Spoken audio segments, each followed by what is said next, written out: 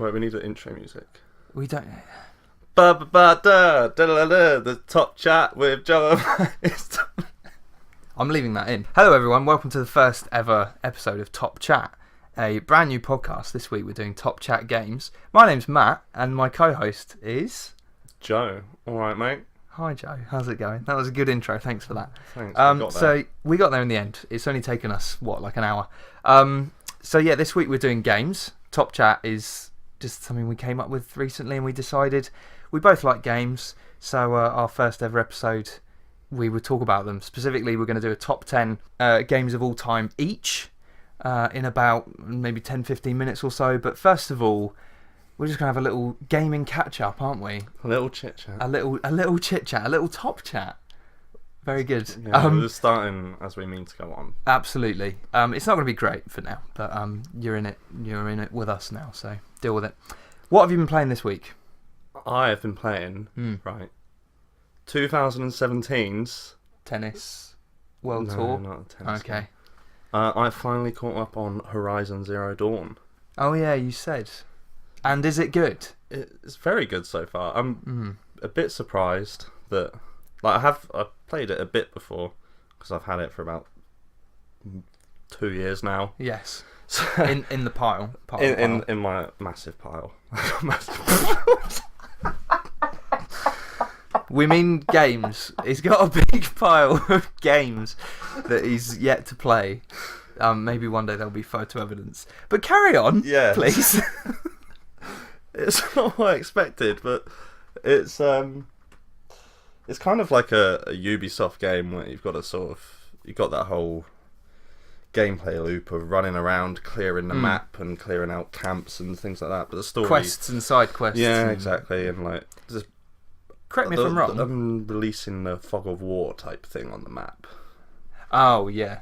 Yeah. Assassin's Creed or Age Age of of Empires. Basically, Ubisoft, like Far Cry, Assassin's Creed type thing. Correct me if I'm wrong, that game was developed by Guerrilla Games, who created Killzone. It was indeed. It's quite a shift for them. Yeah, I never really played Killzone, but... No, neither did I, because I never got into the PlayStation shooters. No. I was past the shooters once I was in the PlayStation ecosystem. My first PS4 game was Killzone Liberation. I think that's what it's called, isn't it? I didn't like it. No, Shadowfall. Yeah. Yeah, what's Liberation? That was the PSP one. Anyway, alright, so you've been playing that, and it's going well. It is going well. The story's quite interesting. That's what I think keeps you in. Good. I'm looking forward to getting back to it. I believe there's going to be a sequel, but we'll see. I reckon that's a PS5 launch. Oh, okay. There we go. You heard prediction. It here first, yeah. Hot off the press, guys. PS5 launch with Horizon Zero Dawn 2. Horizon Zero Dusk. Horizon 1 Dawn. Oh, I like that. It's just quite funny. Shit. I've been playing Assassin's Creed Odyssey because what a surprise! Because it's huge and it's never ending, and I'm now 60 hours in, and I'm still not even finished with the main story. Let alone, I've got like half the map to uncover. I've got side quests to do. I've got stuff to find. I've got cultists to kill. Spoilers, sorry. I mean, that's not really a spoiler. You find out about that stuff about an hour into the game. But anyway, I've been playing that. I saw some Anthem gameplay this morning on YouTube, courtesy of Datto. Not really interested in that. I don't know about you, but no. I was, and then I saw it, and now I'm kind of not. No, online games are just not for me, especially ones which try to keep you in forever and ever and buying all the expansions, such as Destiny and Division and stuff like that. I mean, I'm interested in the world of Anthem, and it does look like it's sci-fi, so it's your kind of thing. But yeah, you look like Iron Man, floating around. It looks pretty cool, but I just know it was the same thing with Fallout 76. I watched it and watched the gameplay of it when I first saw the trailer. I can't say words. And yeah, it just looks empty. It doesn't look like there's a lot in it. It's just a bit weird. Just, I don't know. For me, it's more about gameplay than anything, and I don't understand it, which always just puts me off straight away. But then again, I would have said that about Destiny at the time, and more on that later. But I feel like as a bit of an intro to the two of us, the top 10's a good idea because, like we just touched on with you and your not playing online games, I feel like the top 10 will be very indicative of the two of us. That sounded like a dig. It wasn't meant to be. I mean, because I don't now. I haven't played anything online for about 4 months. But yeah, we'll touch on that later.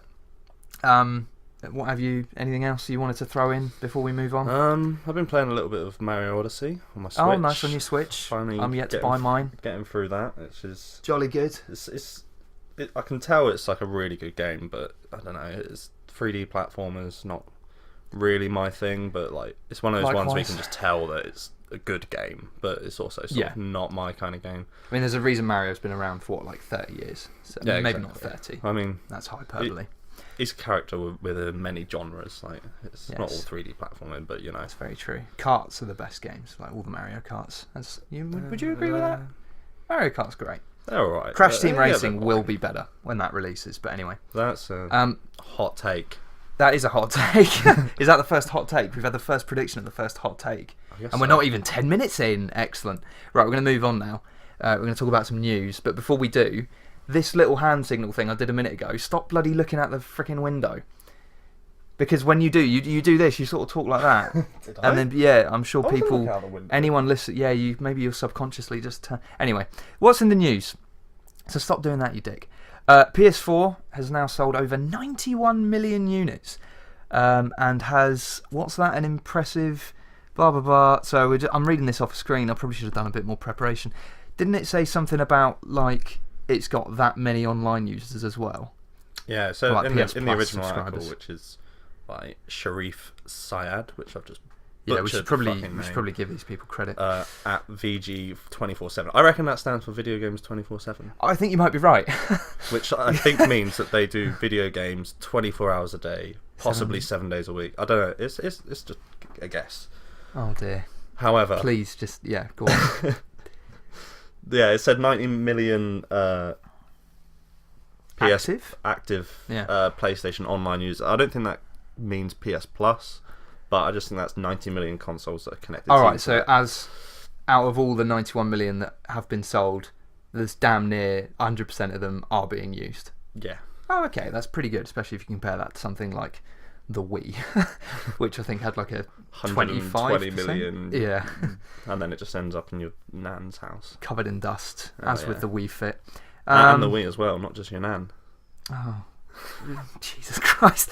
That was quite... You threw me then, I wasn't ready for that. And what's that other bit? So Spider-Man was the strongest exclusive, sold very well, 9 million... Wow, 9 million units. So the Marvel gaming universe is well underway. Yeah, next bit of news. On PS4. Exclusively on PS4. I mean, we should probably just get that out of the way now. We're both PlayStation gamers. Well, you've got a Switch. I'm planning on getting a Switch, but we don't care about console differences, do we? I mean, no, I don't. I've only got a PlayStation 4 just because there's better exclusives. I was like, literally going to say the same thing. I don't care. No shade on Xbox owners. I would like to join the PC Master Race, but I can't afford it. No, it's just better. Nintendo Direct event is coming soon. It's been rumoured. Digital Trends have reported an article that Gaming Intel actually did first.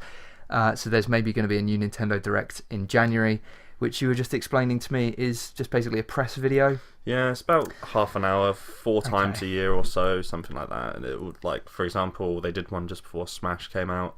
Of course. Showing like all the characters and the gameplay in that. So it's just sort of like a little half an hour of what's coming up, and especially as Nintendo don't actually have any dates this year apart from... Are they not? They have any Super release Mario dates? Bros, whatever it is, Mario and Luigi, that's coming out like Friday or something. Oh. So yeah, all their games like Bayonetta 3, Fire Emblem, Yoshi's Crafted World, Marvel Ultimate Alliance, which is weirdly a Switch exclusive. Is it? It is, yeah. Okay. They showed it at the Game Awards. The Game Awards. God of War won Game of the Year, didn't it? It did. I feel like that would be right up my street, but I haven't... No. I'm still playing Odyssey. I think I'm going to be playing Odyssey for the rest of my life. I think that is what an Odyssey is, isn't it? It's well, a very, yeah. very long story. I know that is a good joke, but I literally think I will. I just think okay, no, you're right. That is the definition of the word. Is there anything more on that digital? What is it? Oh, no, I don't know. It's interesting to see what they'll have at the Direct because the Yoshi's Crafted World is the one that stands out to me. That's probably going to be quite interesting. I think this year for Nintendo, it's probably going to be their weakest year so far. Really? I think so. Well, you look at their first year and they have like Mario Odyssey, When did when did the Switch come out? 17 or 18? 16. 16? Yeah. Oh shit. February 2016, I think. Oh, was it 2017? No, 2017. Sorry, 2017. Oh, okay. Well, anyway, completely wrong. So 2018 was a good year, but you're not so hopeful for 19. Well, not that I'm not so hopeful, but like they've got their big Mario out. They've got they might do a new Mario Kart. But I reckon that'd be 2020, something like that. You can pretty much guarantee though that the next the big titles are out basically. Yeah, but the next Pokemon game. Yeah. The next canon Pokemon game. So I'm not talking about Let's Go because that's basically just a rehash Gen 1. Yeah. So Gen 8, which we pretty much has been confirmed because of, I know you don't play Pokemon Go anymore, but Meltan. Well, you know what Meltan is, Melmetal. I've got those. Yeah, thanks to you, I've got Meltan on my Pokemon Go now, thanks to your Switch. But yeah, the next Pokemon game will be on Switch.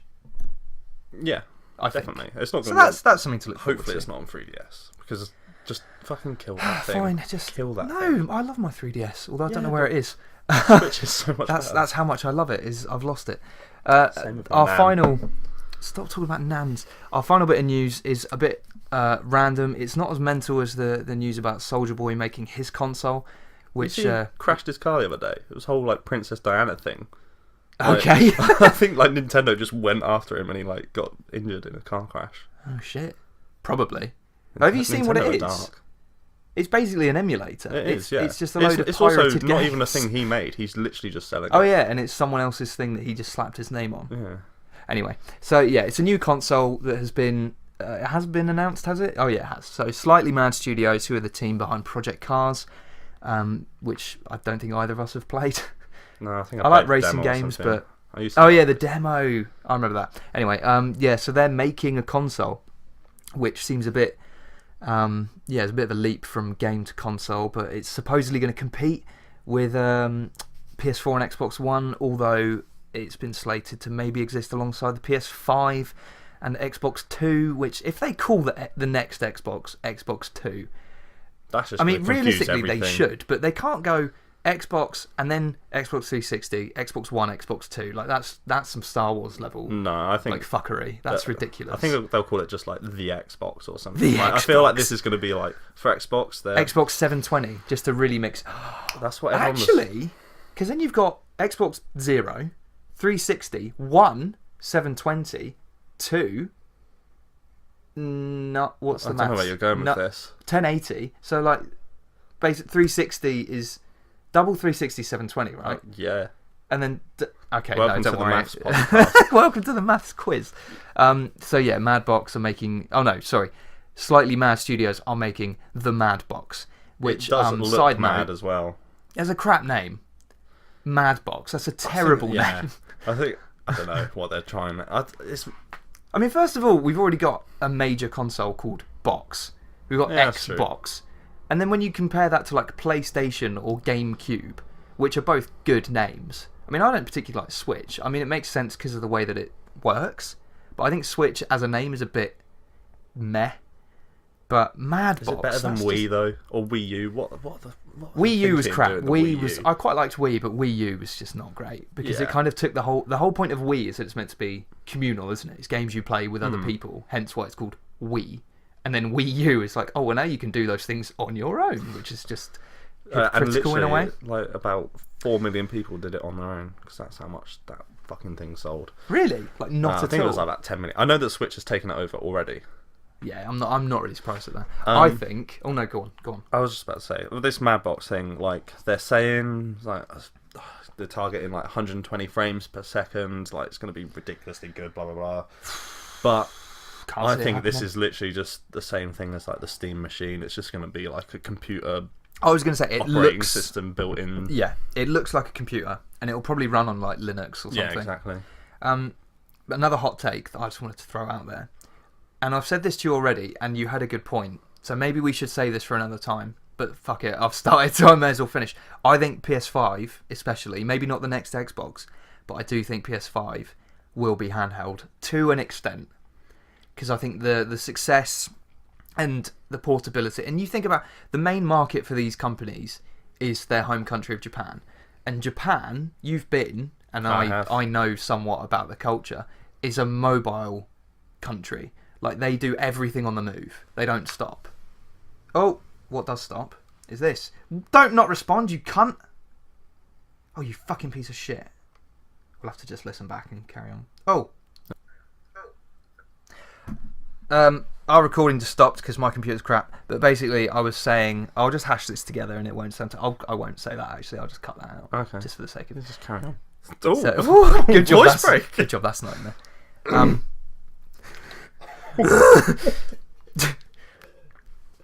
So Japan do like everything on the move, Yes. and I feel like there's the first Clarksonism. I feel like Sony will try and make their next console more mobile rather than just sitting in your living room or bedroom or whatever and playing.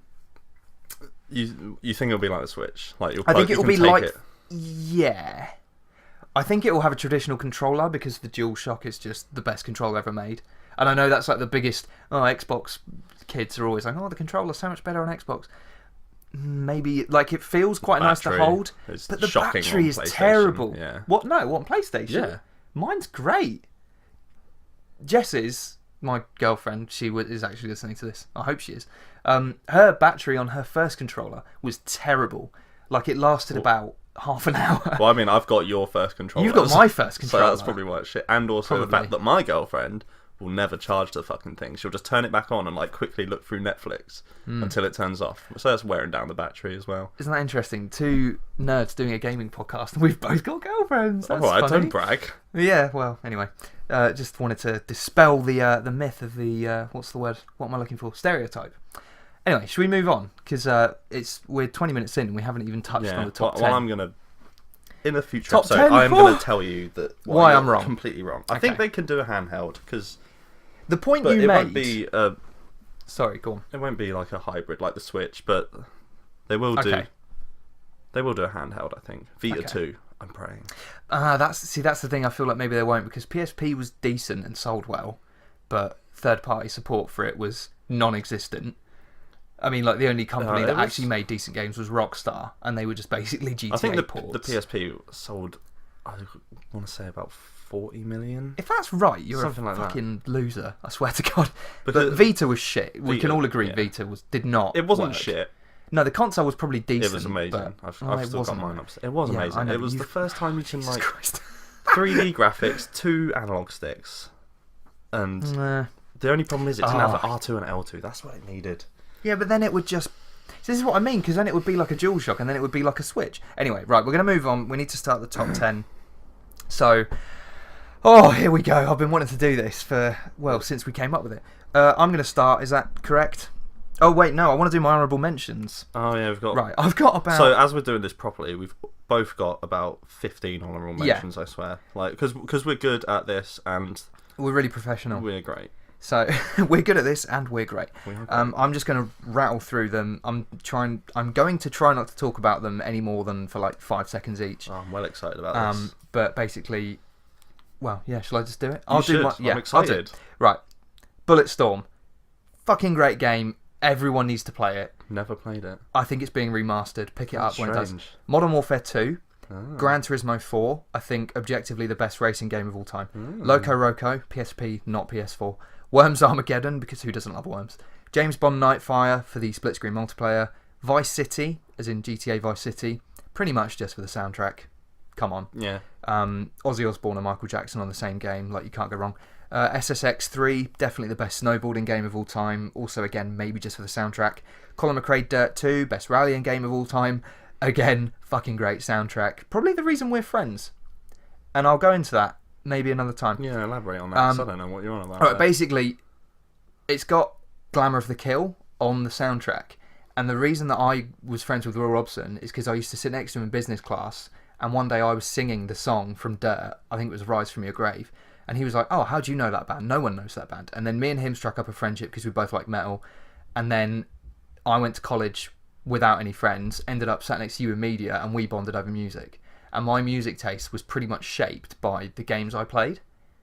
Interesting. And Will introduced me to bands like Bring Me the Horizon and Architects. And Architects, I think, communally, our two favourite bands are Shikari and Architects. Yeah. So that's why we're in this house together. Interesting. There we go. There's a somewhat together. in this bed together, on this bed We together. are recording on a bed. We are recording it, on again, my bed. Professional. Well, just wait till you see the logo. Oh my god, the logo! I swear to God, the thing you've done with the actual thumbnail though is fucking great. I'm gonna keep going. Brothers: A Tale of Two Sons. One of only 3 games to have ever made me actually cry. Guacamelee, best platformer ever. Oh, sorry. The other other 2 games that have made you cry, are they on your list? They actually. Wait. Hang on, 3 games or 2 games? I don't know. I thought you said 3. I said 3, but it might only be 2. I feel like it's 3, but I can't think what the third one is. One is. I might think of the third. I know. Okay. Guacamelee, because it's the best platformer ever, and I hate platformers, but I love that game. Simpsons Hit and Run. I really wanted that in my top 10, but I think when you and I recently went back and played it, it's not that good. It's not. And you can finish it in about 2 hours. I never completed the Hit and Run game. You never completed it? No. I couldn't get up past that last level. The Halloween one where you had to cross the map in like 2 seconds. I'm like, how am I doing that? See, that's one of the biggest problems with that game as well. The last 5 levels of that, the last 5 missions of that level are the exact same thing. You have to basically drive to like Mr. Burns' mansion, pick up some radioactive stuff, and take it back to the UFO. You do that in 5 different cars in a row. Honourable mention on top 10 games list of all time. Yeah, because it's just brilliant. Okay. It is great. Let's see how this works. No, but that one mainly for nostalgia. Cell Damage Overdrive. Have you ever even heard of that? No. It's a PS2 game. It was basically like a driving game where you had to just smash each other up with power-ups, like a Mario Kart, but without a track. And rather than actually racing, you literally just have to destroy each other. And me and my sister would play it for hours on end. Really good game. I don't know if Cell Damage even exists anymore. I don't think it does. Spyro 2 in England. Gateway to Glimmer. In everywhere else, it's called Ripto's Rage. I can't wait to play the remastered Spyro. And then 2 Naughty Dog games, which I think will be the first one, Uncharted 2, very nearly missed out my top 10. Definitely the best Uncharted game in my opinion. And then The Last of Us, which I wanted to put in, but I remember while I was playing it, I thought, and we've said this before, but anyway, we may as well recap. While I was playing it, I thought, I don't get the hype. This is just a zombie shooter or like zombie survival. Yeah, the story's quite good. And then as soon as you finish that game, it hits you like a fucking truck. Yeah. Like that game, as soon as it finishes, you're like, holy shit. Let's wait before we. All right, let's wait. That. So that's anyway, you're a Philistine and you don't know anything about arts and culture if you can't put that game in your top 10 because you're wrong. Anyway. That was a surprising list. I left it to the end because I know that it should be in there. I'm not a Philistine. My list will. I mean, I am, but okay. That was a surprising list because. Thank you. I just presumed it would be all the Assassin's Creed games. Yeah, well, that's a separate list. It's not, but yeah. There was a lot of diversity there, which I don't really associate with you in gaming. Like, because you like just random, like you like the sort of the really popular games kind of thing, like Destiny and Assassin's Creed. That's what I see you play. Fortnite. But then every now and then you'll just start playing like a random game that I wouldn't associate with you, like Guacamelee or Brothers. Yeah. Or Loco Roco. That's when you're being cheap and you're getting it free on PS Plus, isn't it? No, maybe Brothers. Oh, actually, yeah, Brothers definitely. Guacamelee definitely. Loco Roco was PSP, like my first PSP game. Yeah, PSP. Yeah, I had a PSP. I've still got my PSP. Dude, I've lost my charger. Oh, I can probably give you mine. I've sold all the games, but it's at my friend's house. But PSP. I love handheld gaming. Honourable mentions took about 5 minutes. You need to crack on with yours. Go. All right. Number 1, Inside. Oh, the Limbo follow-up. Yes. I've never played it, but I love Limbo. Oh, it's so good. It's really weird. Like the start, you think you're in like Nazi Germany, and I don't know, the art style. Incredible. The best place to be. Mirror's Edge Catalyst. Ooh. The follow-up to the hit Mirror's Edge. Mirror's Edge that you can again complete in about half an hour. No, this one open world. There's nothing wrong with that, by the way. No, like quick games, there's not a bad thing. They've got a place. They do have a place. They need more of a place. Too many long games. That's what I'm saying. There's not enough time. Like we both work full time, and we. What's the game? Oh, that's my glasses. Gross. Edith Finch? No, the other one. What Remains of Edith Finch? Yeah, no, that's kind of long. Vanishing of Ethan Carter. No, you're on the right lines. Everyone's Gone to the Rapture. Yeah, something like that. Well, That's like wait an and hour long. Oh! wait Sorry. and see. Stop Right, go bringing on. up all my damn games. Yeah, so I've platinumed Mirror's Edge Catalyst. One of my 3 platinums, I think. I've got 3 platinums too. Actually, no. I think we worked this out the other day. I think I have 2. The other one being Rocket League. Oh no, 3. Batman Telltale. Oh, you platinum. Well, you get platinum just for finishing the story. Oh, okay, fair enough. But Right, carry on. That's also very good. Carry on. Next honourable mention: Everybody's Gone to the Rapture. Fucking great game. What a game that is! Brilliant game. Beautiful music, incredible.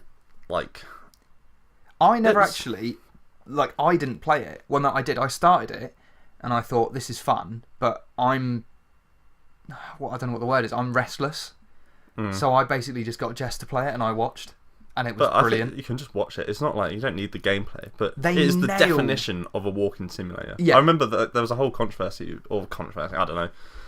There was a run button, but they didn't tell anyone how to use it. Like, you had to Yeah. hold it down for like 3 seconds or Yeah. something. But I didn't care because I just wanted to take that world in. There's no games like set in England.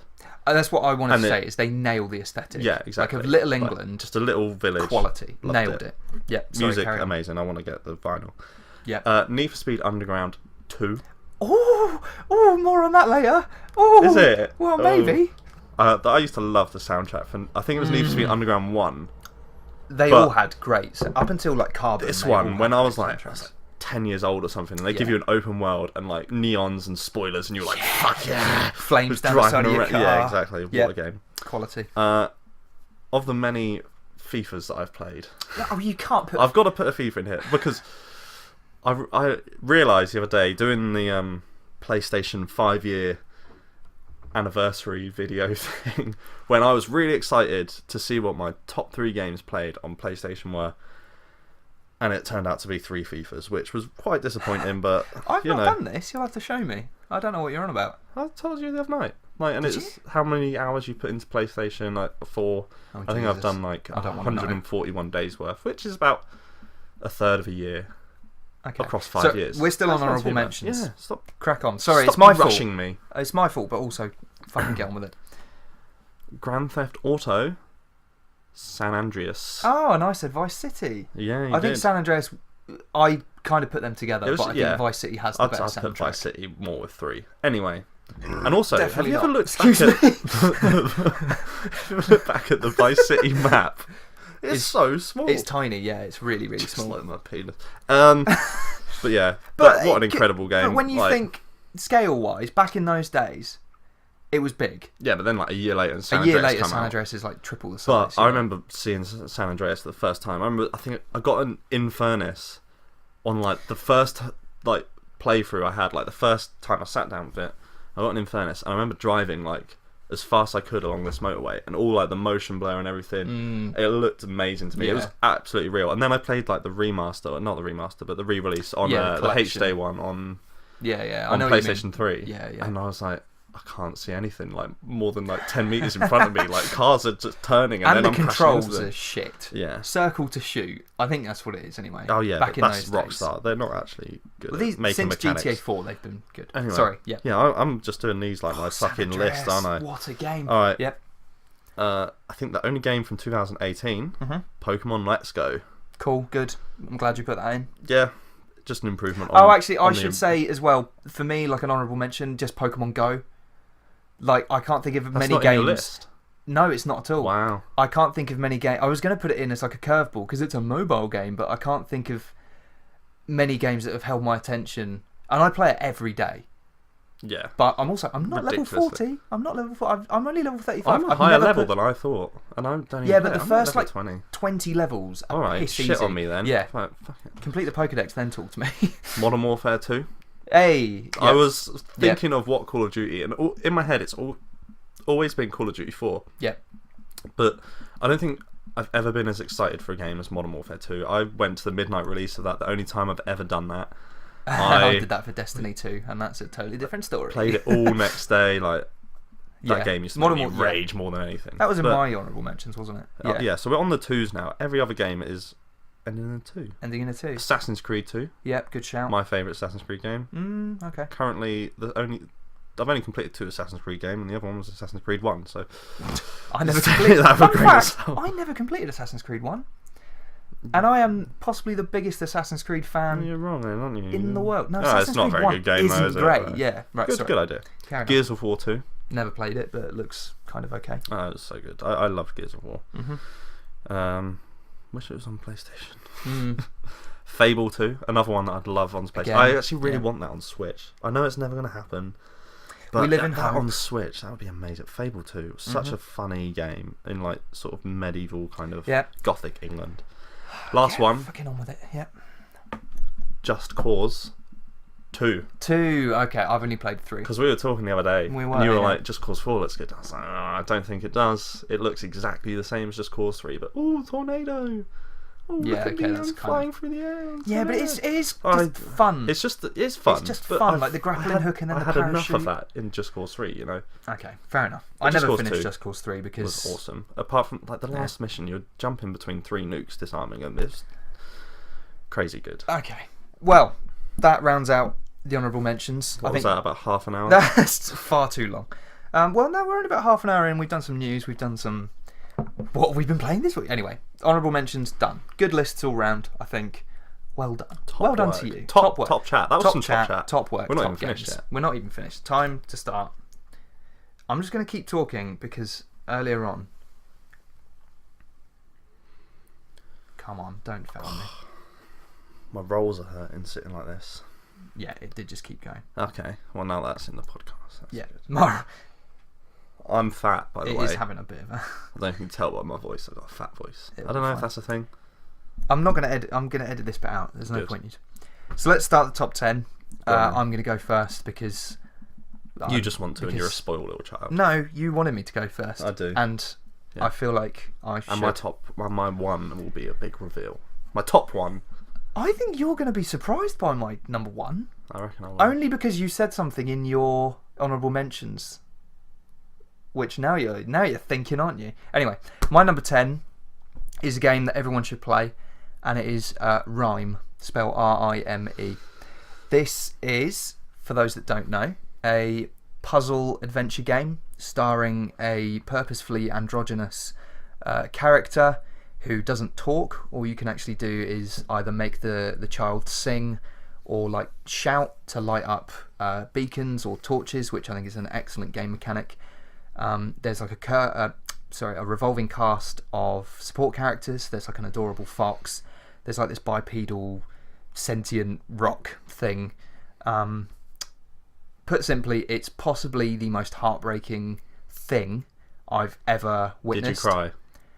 No. Oh, that's a I shame. wanted to bawl my eyes out, but I didn't because I think But you it was bit your lip too. because you're a man, and I did. I'm choking up talking about it because it's so.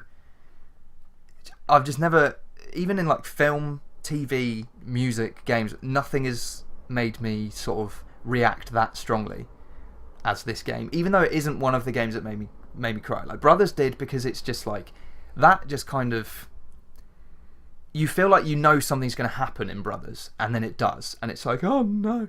But in Rime, you get hit with a twist at the very end, which I honestly didn't see coming, and it just knocks you for 6. And it's equal parts shock, disbelief. Like, to give a bit of context, because I don't want to talk about it too much, because I really just want everyone to play this game. But the levels are based on the stages of grief. So I'm not an expert, but I believe it's like denial, anger, acceptance, sadness or depression, something like that. And basically it never explicitly tells you, but that's the path the game takes you on. So you have an idea of what the story is about. It's about loss. It's about death. And it's... Oh, nice little jolt of the table there. Basically, it's possibly the saddest... No, it is. It's the saddest game I've ever played. I've already said that.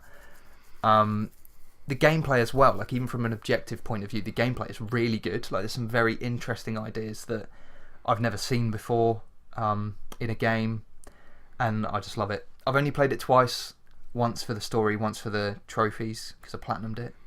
Yeet. I don't think I'll ever play it again, just because I don't want to. I don't think... Because now I've had the reaction and the response, I feel like it would almost be pointless to go back. Like it's made its mark on me. It's my number 10. Yeah. Okay, your turn. Go. Never played it. before, but I've seen it on the Switch store, and I've been tempted because I've heard good things. Now you've been talking about it, I remember you playing it. I remember seeing you playing it, but I never thought there was that much of a reaction for you.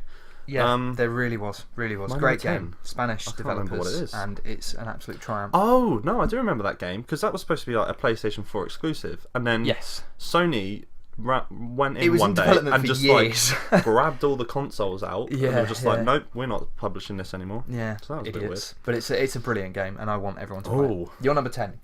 Number 10 is the hit MMO RPG. Okay. RuneScape. Oh my god, what a totally different. I used to play that game.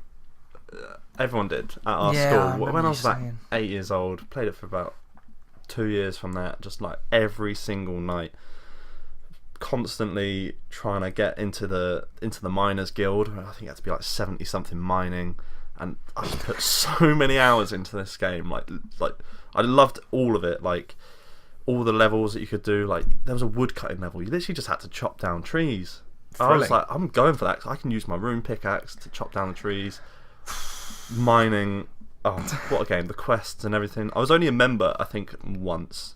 I was going to say, isn't it free to play? It is free to play. It's over like 100 hours worth of stuff. Like, well, I'd say 1,000 hours of free stuff if you wanted. But I only did the membership once.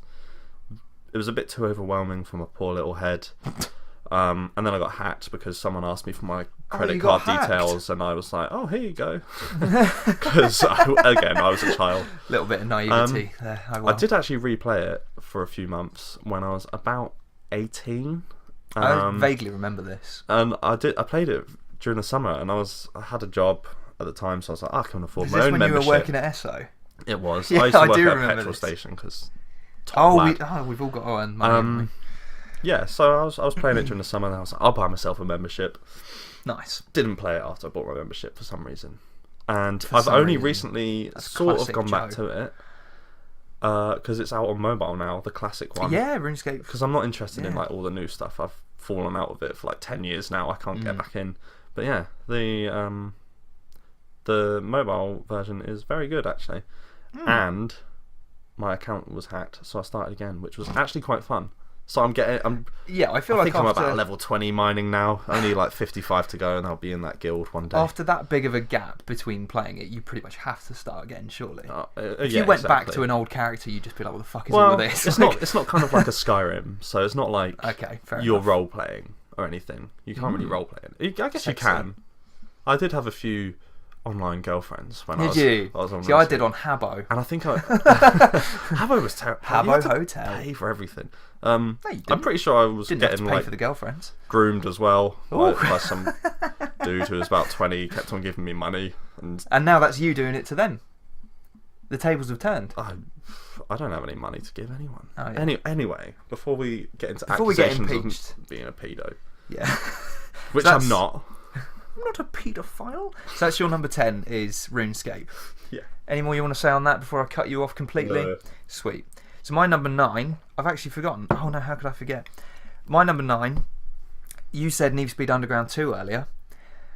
See, I think you're wrong. I think the best Need for Speed is Most Wanted. And that's my number 9. Most Wanted, and again, this is another game, like you were just saying with RuneScape, is a game that I've gone back and played again recently. And it's just as good. And it's better than I remember it being. Like, the handling on that game is like the perfect mix of arcadey and realistic. Like, the cars, they slide about all over the place, and it isn't ultra realistic. It's not a Gran Turismo or a what's the Xbox game? Forza. It's nothing like that. But the cars still feel like weighty. They all react differently. The NOS is just one of the most satisfying things in the world. Like, just holding down the NOS button, and like you were saying with GTA, the motion blur, and the map is miserable and grey and bland, but the cars just like sing. Is this the PS2 one? Because I think they did another one, didn't they, recently? PS4. Oh yeah, sorry, I should have clarified that. The PS2, the classic Need for Speed Most Wanted, released in 2004. The soundtrack again is fantastic. It's got like Avenged Sevenfold and Bullet for My Valentine. And just some other like really random like deep cuts from that world, and it's just a great game. like that's the main thing for me is the handling. Like the way it feels to actually play is just so satisfying. The story's great, like the idea of progressing through the blacklist from number 10 to number 1, and like the revenge story of getting back your BMW, which actually turns out to not be as good as most of the other cars in the game, but still, for just the soundtrack, the gameplay, the actual look of the cars, the feel of the cars, and the somewhat decent storyline. And then when you go back, and you might not remember this, but the cutscenes were actually like real, like they were filmed, but then edited to look like they were created, but just like a really good version. I think that's quite a lot of Need for Speed games. Yeah, but I don't know what that's called. I can't actually think. I reckon I can remember the iconic BMW, like the silver and blue. Silver and blue, yeah. But I can't. I don't actually think I had it on PS2. I got a feeling I had it on DS or something. Oh, I did get quite a lot of racing games on my DS and then my PSP, and they're DS. Just because I don't know how I did that. Yeah, I think it's still. I really liked Carbon, and I did like Underground 2. I think Carbon was the last one I had. But actually. I think the last one I had was Pro Street, which was just not good. But Most Wanted is brilliant. It's probably my favourite racing game of all time. In fact, it must be, because I'm pretty sure it's the only one in my top 10. Let's have a look. Yeah, it is. So, that's my number 9, Need for Speed Most Wanted. I want EA to go back to creating games like that. To be honest, I just kind of want a remaster. Well, I think they've shot at it now with basically getting another game called Most Wanted. Yeah, that's true. But they could do, like, Most Wanted 2004 remaster. Like all Need for Speeds are a remaster of the year before. Well, so is FIFA. But, honourable mention. Well, he's killed me there. Alright, my number 9. Number 9? Find the edge of your seat, because you're going to need it. This is exciting. Okay. Developed by 2K Czech, behind the illustrious Mafia franchise, is Topspin 4. Oh, for fuck's sake. Really? Yes. I am a massive tennis fan. Jesus. This is the only sports game I've got in my top 10, I think. Good. You haven't got Brian Lara Cricket? I've forgotten about a game. What? Oh, no, it's too late. It is too late. It's not. I might say it might be in your top 10. Anyway, Topspin 4 is on console by far the best tennis game of all time, and being a tennis fan on console is tough. It's very tough. I spent about 140 odd pounds in the last year on 3 tennis games that came out, and I still haven't got Mario Tennis, which 2 is of them the same game. Best one. 2 of them are just going to throw you under the Tennis bus World there. Tour on PS4 and Tennis World Tour on Switch, and then both shit.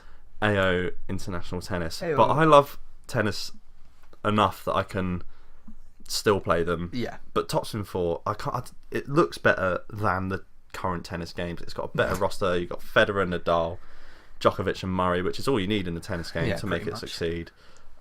Gameplay is awesome, and that's thrown you, isn't it? It has thrown me. The computer's fucking up again. The gameplay is by far the best. I think for PC players, there's a Tennis Elbow, which I think is superior for them, but there's quite a lot of licenses. It's just the ultimate tennis game, it's right? Almost. It's as good as tennis games come. But the thing is about tennis games is like the first well-known game was a tennis game. We've got Pong. It works. Oh, Jesus. Why sort this out, please? If anyone out there knows any developer, just make a tennis game. I need it. Okay, can we move on? Because I think everyone's just turned off. Yeah, probably. Okay, so my number 8 is Kingdom Hearts 2. Fuck you. He's had a little lie down. You're back to... I really hope the microphone picked that up. That was a great click. Kingdom Hearts is a fantastic series. Can't wait for Kingdom Hearts 3. But it's basically... I feel like everyone's going to know what it is. But it's basically Final Fantasy mixed with Disney. And I am a massive Disney file fan. Whatever. I was trying, pedophile, but Disney file. Second mention for pedos in the podcast. It's start as we mean to go on. To be honest, it's only going to increase from here. So I've never actually played Final Fantasy, which is a bit of a is that a taboo? Maybe, I don't know. But I played Kingdom Hearts 1 when I was at Disney World. I know you've never been, so I'll just explain. There's one of the parks is called Epcot, which is the educational something centre of tomorrow, and half of it is very technology based. So they have this room with a load of like latest stuff. And I was there when I was maybe about 9 or 10 years old, and they had a load of PlayStation set up, all running Kingdom Hearts. And I just saw that I could like fight people with like Donald and Goofy backing me up. And to my brain, that was just like the ultimate thing. So as soon as we got back from that holiday, I bought Kingdom Hearts 1. Never finished it because the Maleficent fight is basically impossible. Even now, I can't do it. Like literally, Kingdom Hearts Remastered. I can't beat Maleficent Dragon. It's impossible. But Kingdom Hearts 2... Designed for children. Designed for children, and me as a 24-year-old still can't do it. But Kingdom Hearts 2 just basically takes everything about the first game and makes it better. So it's more expansive, the worlds are better, the gameplay is better, and that's coming from, like, I've never even bothered doing, like, the summons or, like, half of the magic. I basically just hack and slash my way through it because I'm not very clever and not very... Like, my brain doesn't work that way. I just do the easiest option and make it work. But I just love... It's so colourful, it's so fun, the story is ridiculous and doesn't make any sense. Like, if you were to say right now, so what is the story of Kingdom Hearts? I don't have a fucking clue. I have no idea. I have no idea what's happening. I know that King Mickey goes missing at some point, and that's why Donald and Goofy are like looking for him. But what's Sora doing? I don't know. I've no idea. Who are Organisation 13? I don't know. I don't know either. No, it's funny that. It is. They're I've not played them. They're all no interest in Final Fantasy characters, as far as I'm aware. But yeah, I don't know. I just really like playing it, and that is one of the games that made me cry. Kingdom Hearts 2, because I was very young, like when I finished it, and I cried because I didn't want it to end. Wow. So when it ends, like the actual ending of the story is quite emotional in itself. Good thing you haven't had to wait so long for Kingdom Hearts 3. I know, right? It's only taken, what, like 10 years? Was it out in like 2 weeks? Yeah, a couple of weeks' time. Interest you, this one? I feel like I do need to get it, but I can't bring... I also don't have any money, but I can't bring myself to buy any games knowing full well that I've still got a good few months before I finish Odyssey. And it will just sit there, like, staring at me. So I might just wait a couple of months, see if it comes down in price or whatever. But, sure. I can't wait for the Pixar worlds. They just look so good. But Kingdom Hearts 2, yeah, just very fun game, especially for, like, that age. I have started playing the remaster. Haven't got that far through it because of fucking Odyssey. No, yeah, that sounded bad. I love Odyssey. It's probably the best Assassin's Creed ever. Oh, is that a spoiler? Maybe. Who knows? But, yeah, I've kind of run out of things to say about Kingdom Hearts 2, other than that I love it. Fantastic. Apart from the prequel. Like, the whole, 3 hours with Roxas. That's shit. If anyone from Square Enix is listening, never do that again. It's terrible. Onwards. Continue. This little podcast telling big Square companies Enix how to do things. That's what I like to see. Yep. You can. Run before you can walk. That's the rule. My number 8. Keep going. It'll be fine. Computer's fine. It's fine. It's fine. Your number 8 is? My number 8 is Fallout 3. I thought there'd be a Fallout in there. Okay. Yeah. You'll have to talk. I know nothing about Fallout. So Fallout was one of the first sort of console RPG type games that I played. I was not much of a gamer when I was younger, apart from FIFA and Need for Speed and sort of those. I wasn't really into war games or anything like that until I think Call of Duty World at War came out. And that sort of got me into that. I mean, I was sweating hard and everyone just was playing online. Yeah. And then my friend showed me Fallout 3 and I'd just getting into sort of first person shooting mechanics and stuff. I was like, yeah, I'm into this. And the whole 50s aesthetic is just ridiculously cool. And then the world is just mad. The writing in it is incredible. Just the whole, the first mission with Tenpenny Tower and the bomb town. I can't remember what it's called, but it's so good. And recently, Fallout has obviously not done great. 76. Let's not talk about that. No. And many people didn't like Fallout 4. I mean, I loved Fallout 4 still. Never completed it. What about New Vegas? Did you like New Vegas? No. Oh. Weirdly enough. I never really gave it a chance. I thought that was a return to form. I got New Vegas. Well, no, it was Fallout 3 and then New Vegas. Oh, was it? Yeah. New Vegas was a year after Fallout 3. That just proves I don't know what I'm talking about. But Yeah, my little brother. I think I bought New Vegas, and then he loved it and just carried on playing it. So I was like, whatever, you can keep going. I've still got lots in Fallout 3 to do.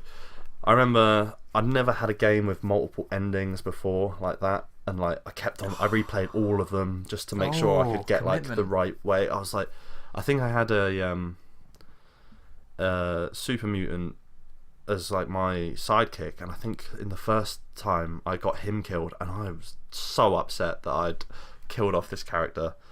It does always suck when characters that you've like grown attached to. But then like it didn't really.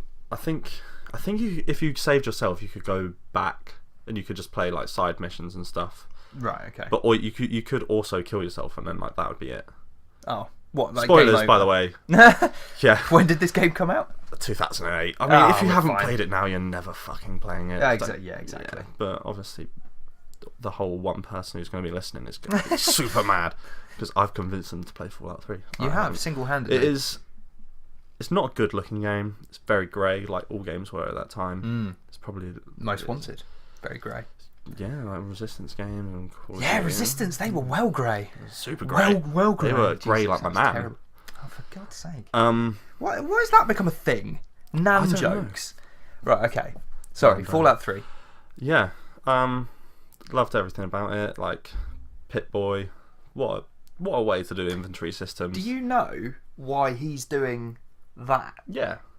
Do you? Yeah. No. It's like how when you're sticking your thumb out, like the character of Fallout, like the little cartoon, he's sticking his thumb out. Yeah. That is to see a mushroom cloud, and if it's bigger than your thumb, then you're too close. You're gonna die basically. So I don't sticking your thumb. Tell out. that to the guy in World War II, Japan, the guy that lived in Hiroshima and then moved to the other one. Oh yeah. And he survived both. Was it Nagasaki? Where was the other one?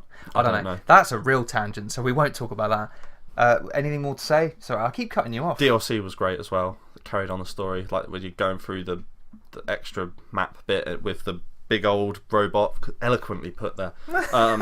Yeah, sick. Brotherhood of Steel, I think it was called. That's a good name. That's a good name for a band. That's one of the factions. Brotherhood of Steel. Brotherhood of Steel. That's a covers band. That is. You could play industrial metal. Is that a pun? No.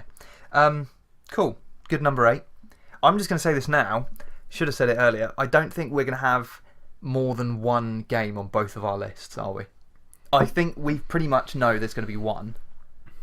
I don't think there's going to be any others. I don't think so. On that note, my number 7, a game that I'm pretty sure you haven't played, is BioShock Infinite. Ooh, I've heard that's contentious. Somewhat. I think a lot of people, myself included, still have massive erections for the first one because it is so good, and like the whole twist of "Would you kindly," oh yeah, spoilers, is great. But I think everything that made the first BioShock classic was in Infinite, but then just again like more. And I think Columbia is, now this is controversial, I think Columbia is a better setting than Rapture. I think Rapture gets very repetitive after a while, whereas Columbia doesn't. I also think the story is better in terms of depth. The twist isn't as good, but I don't think they were ever going to match the twist of Would You Kindly ever again. I don't think anyone will. It's probably, I mean, you know what that is, don't you? And you've never played it. I don't. You don't know what Would You Kindly is? Can I spoil it for you? Can I spoil it for everyone? I might play it one day. It's remastered, isn't it? Yeah, I would say you can borrow it, but I bought the digital download. So I've got about like 20 games to play. Yeah. All right. Well, anyway, in terms of the BioShock series, I think the second one was a bit of a misstep. It's still a good game, but yeah, Infinite. It looks gorgeous. Apart from, I've got to be honest, I don't really like the character design. I think Elizabeth looks a bit kind of bug-eyed and weird. But as a character, she's really cool. I think the rift thing that she can open up, like when she wants to go to Paris or whatever, I think that's a really cool, unique idea. The fact that at the start of the game you make a choice, which then like sets the pace for the rest of the entire thing. You basically get the choice between, I think it's throwing rocks at a couple or not throwing rocks, and if you don't, everyone's suddenly like, well, you're a dick, and just starts shooting you. Or you just throw the rocks, which I don't know what happens, because of course I didn't throw the rocks, because I'm a nice guy. So, yeah, BioShock contentious. Contentious, somewhat. it's just a really good game. I think the way that you transport yourself around Colombia is so much fun, like with the sky hook thing. Again, I'm probably getting the name wrong. I probably should have revisited most of these games before we actually. That's what I realised. They're all like games I played like over a year ago, and I'm like, that thing that does that thing, and you do the thing, and you hit that. Oh, remember that bit? That was good. That bit. That bit was good. But I did yeah, like that Infinite, and the bird. Like I can't think. Songbird. Songbird's so fucking cool. Like so cool. One of the coolest characters ever. IMO. IMHO. Just like your Fallout. What? Just like your, right. So I didn't know Fallout. I don't know what's going on in Bioshock. Okay. I feel like they were around the same time. We just chose franchises, separate franchises. Yes, I would agree. But yeah, Bioshock Infinite is just a really good, well thought out, well made, great game, and I wish Ken Levine or Levine, whatever his name is, would make more of them, but I don't think he will. When was Infinite? 2012? Oh God, 2000. No, I think it was before that. Really? Oh, actually, I don't know. I'll look it up while you're talking about your number 7. Also, the computer is fully fucked. What are you doing? Hold on to your horses, everyone. Nah, it's all good. Hold on to your nans. Hold on to your nans. It's all good. Right, carry on. So what's your number 7? Number 7. Number 7. Bethesda Game Studios again. Okay. Elder Scrolls Skyrim. Oh, yeah, can't help you. So never played it. This game, I got that. Oh, sorry, just quickly. 2013 for Infinite, so you were quite close. I thought it was like 2010. Where's my life going? It was 2008 Bioshock 1 or something, wasn't it? Yeah, because it was Xbox exclusive. Yeah. Weird. Sorry, yeah, so what did you just say? Elder Scrolls Skyrim. Skyrim. Okay, I bought on release. Me and my little brother were sharing I think we had it on PlayStation. Another shout No, out, actually, I think we had Xbox 360. Hi, Seb. Me and Seb's not going to listen. Seb's a yeah, prick. he will. He's a prick. Little twat. Yeah, so I think we had it on Xbox actually, because I think the PS3 version was absolutely broken. I can't remember. I seem to remember that being a thing. Yeah. Yeah.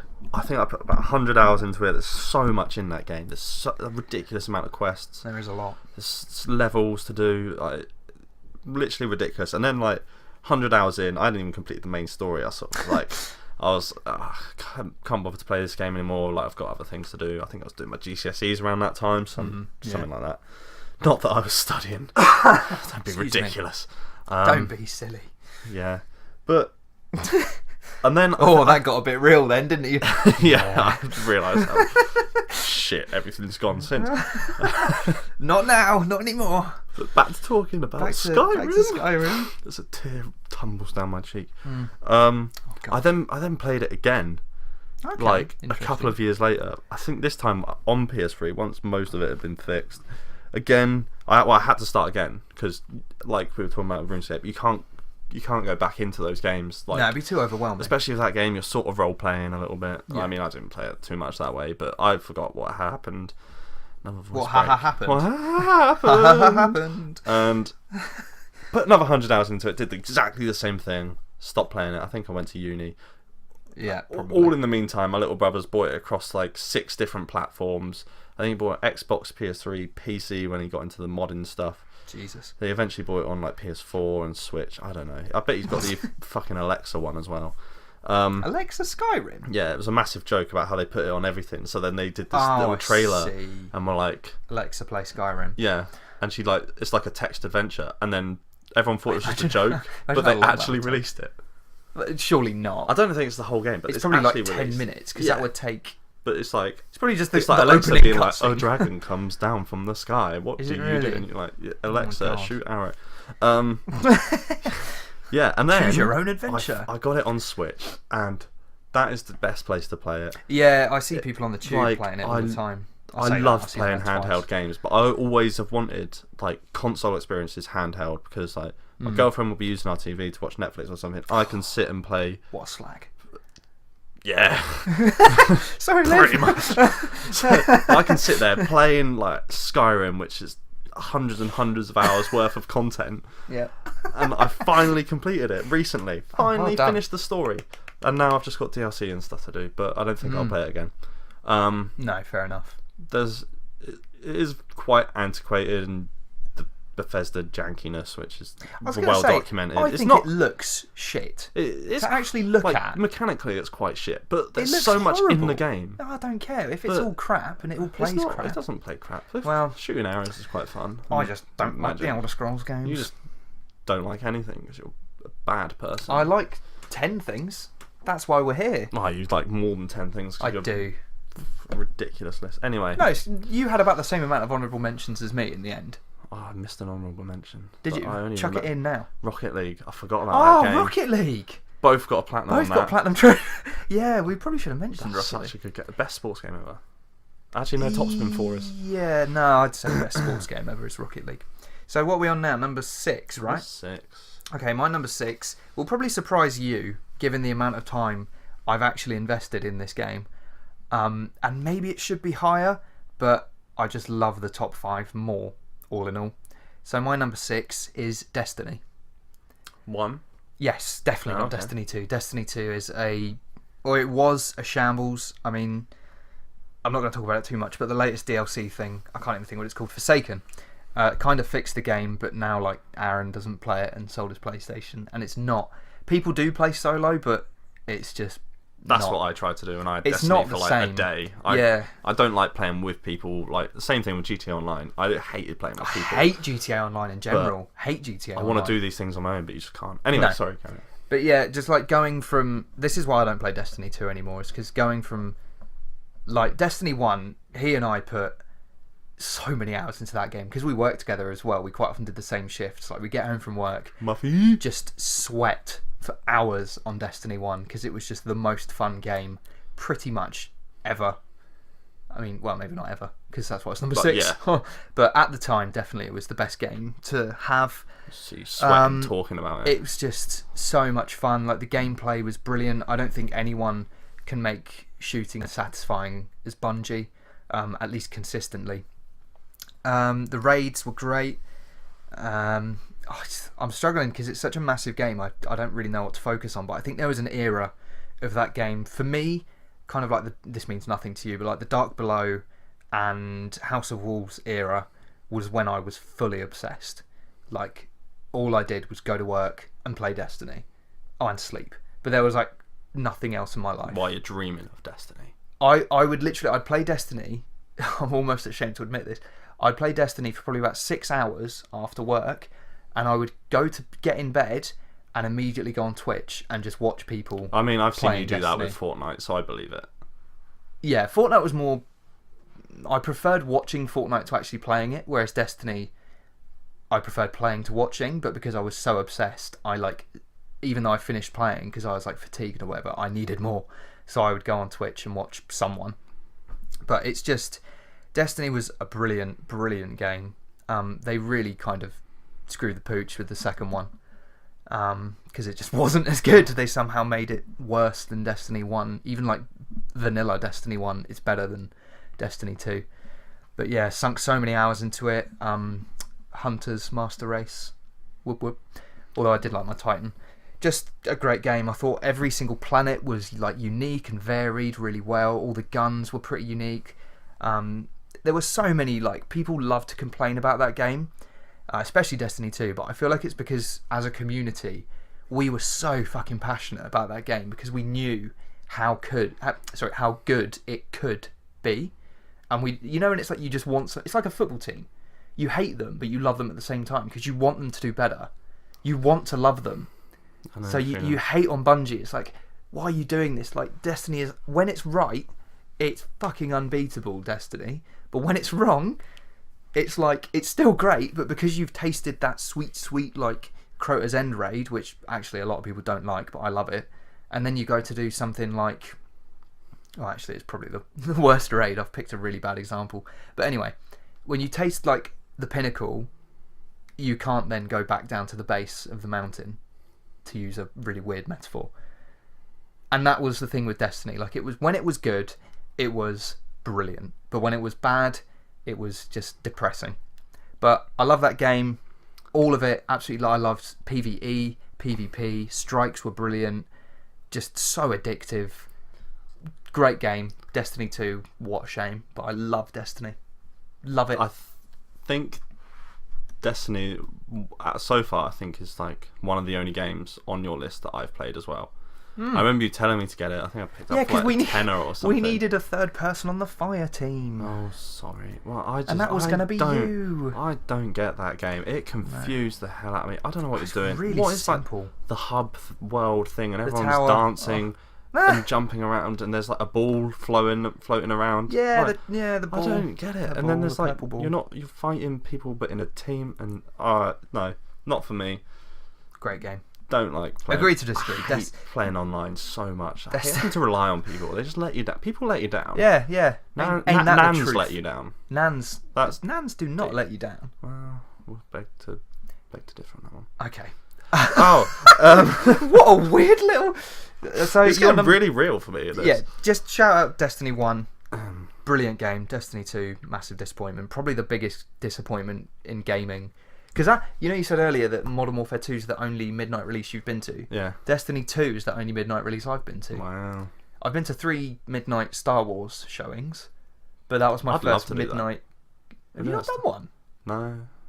You need to level up. You fucking scrub, noob. Thanks. Sorry. Anyway. So number 6. Go on. Number 6. Speaking of video games' biggest disappointments. Oh. No Man's Sky. Really? Actually, yeah, I thought this might be higher because it's good now, isn't it? I haven't played it since it's been good. Have you not? You only played it when it was shit? Pretty much, yeah. Right, I'm just going to pause you there for a sec. I am bursting for a piss because I had a massive coffee. So you just chat for because I'm really quick and the toilet's right there. I can't. Okay, alright. Just you chat. No, pause it. Pause it? Okay. We'll be right back. Just from there. I need to... Also, get my... we need chairs next time. My back. We do. My leg is killing me because I'm sitting like this just so I can turn and speak like that. Yeah. Right, so speaking of disappointments. Not even a disappointment. So what's your number 6? Speaking of video games' biggest disappointment. That's crap. Don't laugh. Don't introduce it like that. I was trying to get you to fucking get on my number 6, speaking of video games' biggest disappointments. No Man's Sky. No Man's Sky. No Man's Sky. No Man's Sky. Okay. Shit game. I can't remember made by shit cunts. Oh, no. So Sean Murray, I've not played it since it's been good.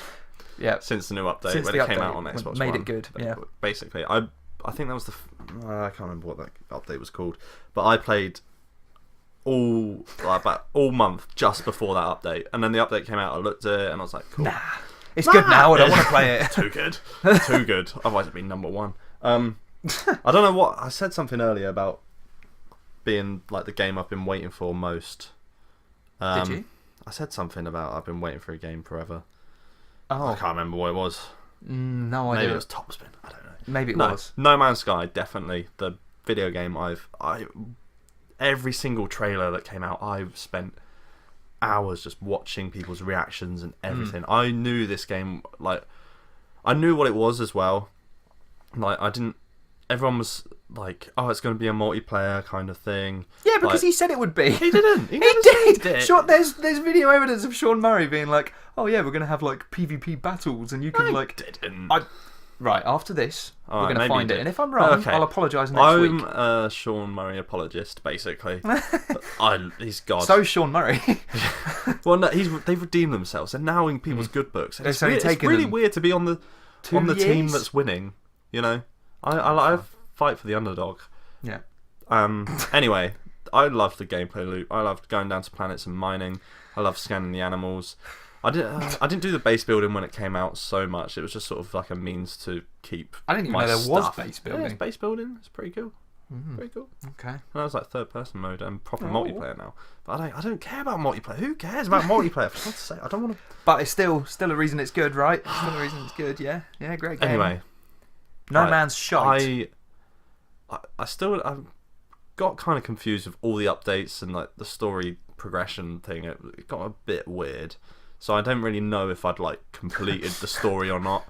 But eventually, I think I never got to the center of the universe. I never saw that bit or the center of the galaxy. I think I completed one of the story missions and I got into the next galaxy. Because basically, you just go from galaxy to galaxy. That's what's at the center of the universe, is a portal to the next galaxy or something. I don't know. But I don't need to know that because. Wait, so hang on. So when you get to the centre of the universe, the game continues with just more pointless planets. I think the next galaxy is like there's like they hit the settings up for one of like the types of planets or something, so you get more of something. I don't know. So you have to complete the game for it to get even slightly. It's not. It's like Minecraft. You don't complete Minecraft. You can complete Minecraft. There's this little story to it, but you carry on playing afterwards. And there's so much stuff that you can find all the good gear. You find a good ship, find a good planet. Do you know what my issue with No Man's Sky is? Is like you just said, you find good gear, good ships, good. What for? Well, what's the point in doing it in Destiny? To win the PvP and to beat the raids and to beat the strikes. Like, you don't do anything in No Man's Sky. You do. You can. No, you don't. You just go from planet to planet to scan shit animals that all look the same, and then just I've dug up some diamonds or whatever. It's like, well, great. Now I can fuel my ship to land on the next planet to do the exact same fucking thing. Well, I just don't. Don't get diamonds. I'm sorry. Because you said Minecraft. I don't.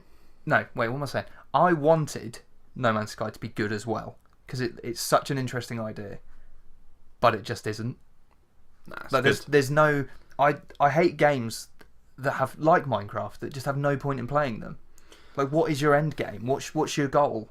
Yeah, to reach the centre of the universe. You get to see it. You get to see a bunch of stupid dinosaur-looking rubbish animals. That's just some gif that went around Twitter. That video that someone made of like the Jurassic Park. No, I know, but it was gonna happen. Even if in the trailer there was like those really good animals that you see, it was gonna happen that there'd be some shit ones because it's procedurally generated. Like, that's how it works. Yeah, but it wasn't that there were some shit ones. They were all shit. They weren't. There was quite a few nice little cute ones. No, And there's like some planets have like purple grass and some have blue grass. It's really interesting. Really my interesting. God. So when you find a purple one, is that like any different?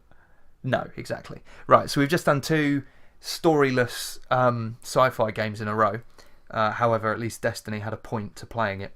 So that was your number 6, right? So we're on number 5. I guess so. Right, my number 5. I'm gonna fall out before this podcast even begins. We've already fallen out. It's fine. So my number 5, I actually had a game in this series in my honourable mentions. Ooh, a bit of foreshadowing.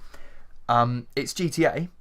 I'm just going to let you... Can you guess which GTA it is? So I had Vice City, just to remind the folks at home. I had Vice City. I feel like you didn't respond to San Andreas. I'm going to say 4. Our survey says... Ding, ding, ding, ding, ding. 4. Yeah, GTA 4. I kind of forgot about that one. Well, yeah, you've also... fucked me, because now I don't know what to say. Yeah, GTA 4. I think it's the best one. I love GTA 5. Well, I love all of them, to be fair. Like I said earlier, the PSP games are great.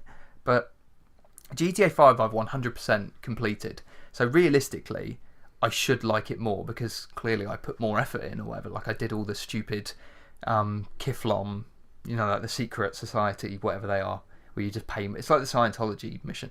I did all of that. I did all the hidden packages. Blah, blah, blah, blah, blah. And I love GTA 5, but GTA 4 is grittier. It's darker. It's more violent. To me, it's more what GTA is. And I love Nico's story. I love his character. It was just a huge leap as well. I feel like the gulf between San Andreas and 4 is so much bigger than 4 to 5. Oh, that's the same with PS2 to PS3 and PS3 I know, to PS4. but still. But that's a good point. That is a good point. But GTA 4, having the mobile phone, and when Roman calls you for the first time, it's like, oh, cousin, let's go bowling. And it's like, holy shit, this is next generation. This is crazy. Yeah. The graphics are great. They made the actual gameplay and the controls so much better.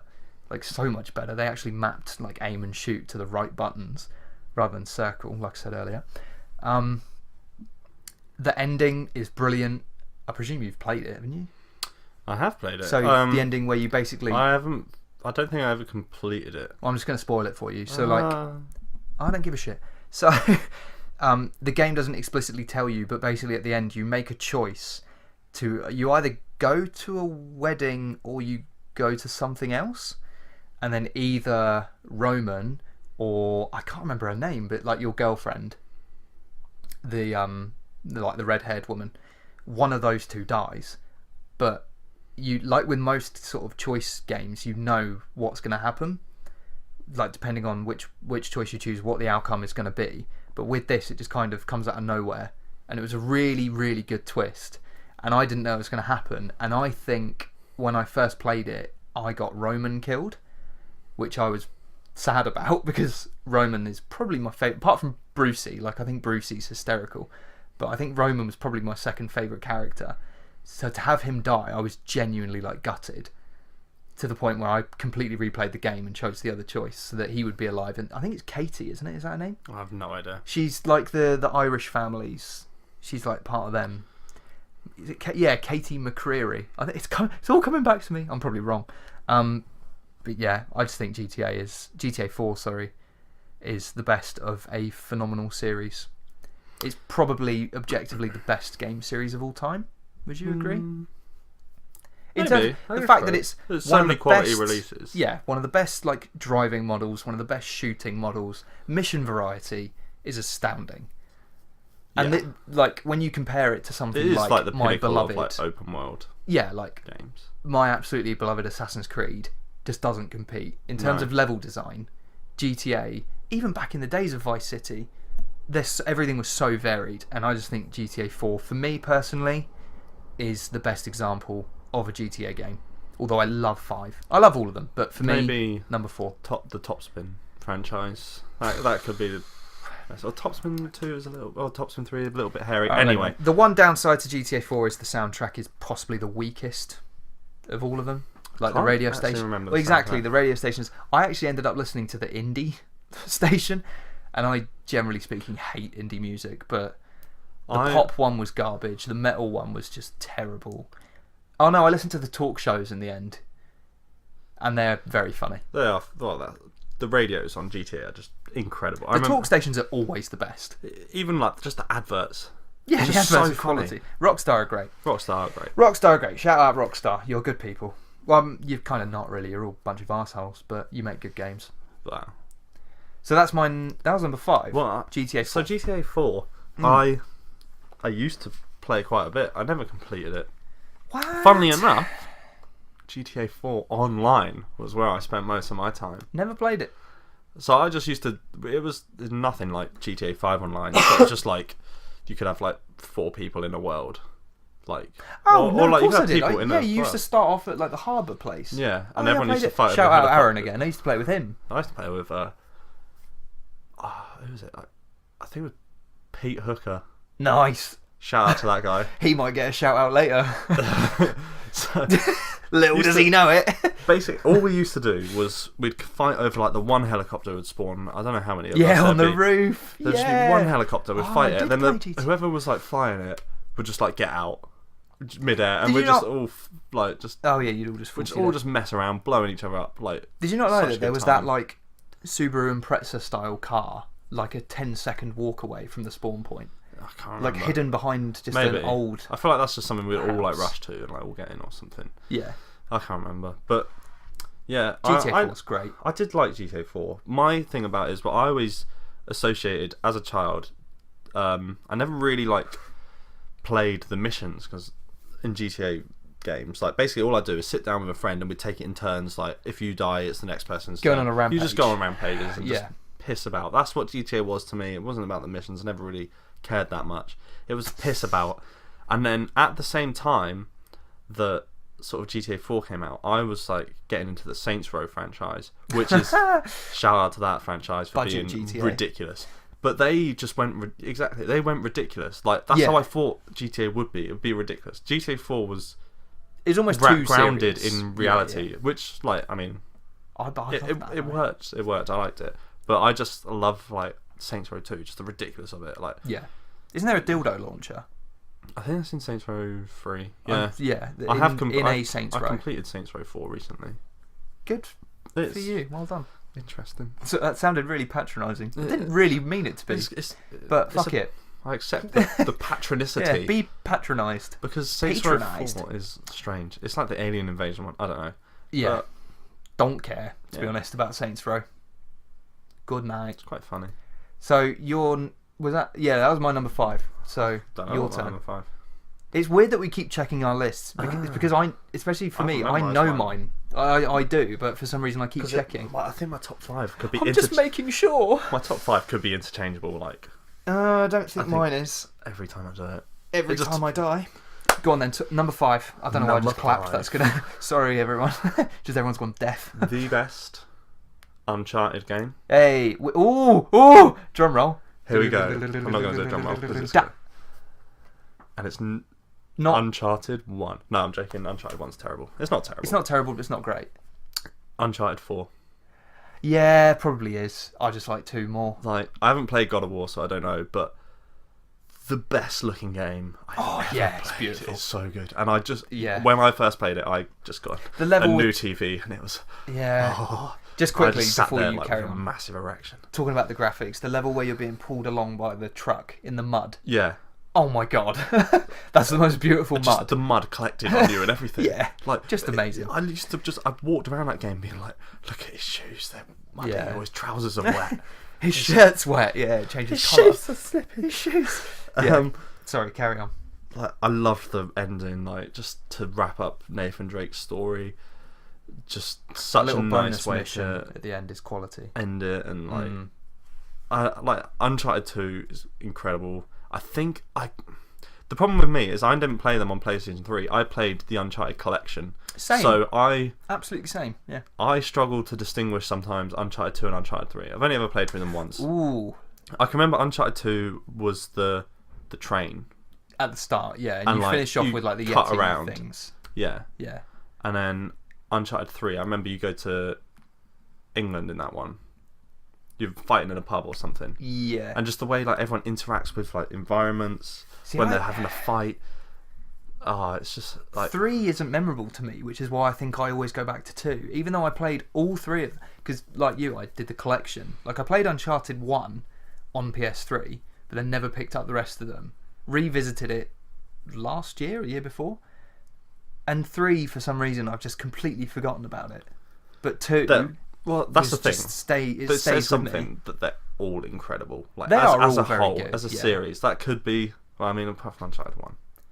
Well, Uncharted 1's good, but it was a bit of a slog to get through.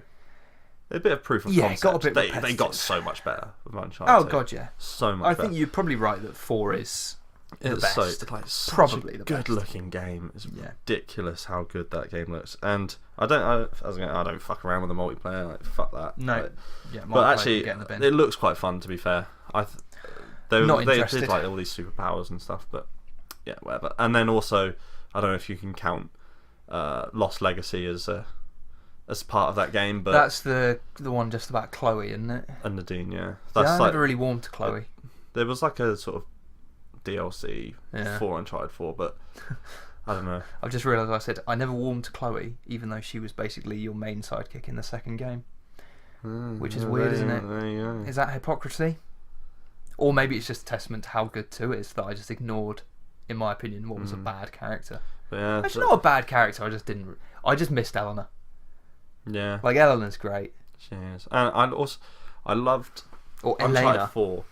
They brought Sam Drake, and like all the stuff about like the childhood and everything, like, but there was always something about Sam. I'm like, he's gonna like double cross you. Yeah, or something. I mean, I'm not gonna get into spoiler territory, but he just he felt a bit shifty, and he's a purposefully dodgy geezer. But like Naughty Dog can just.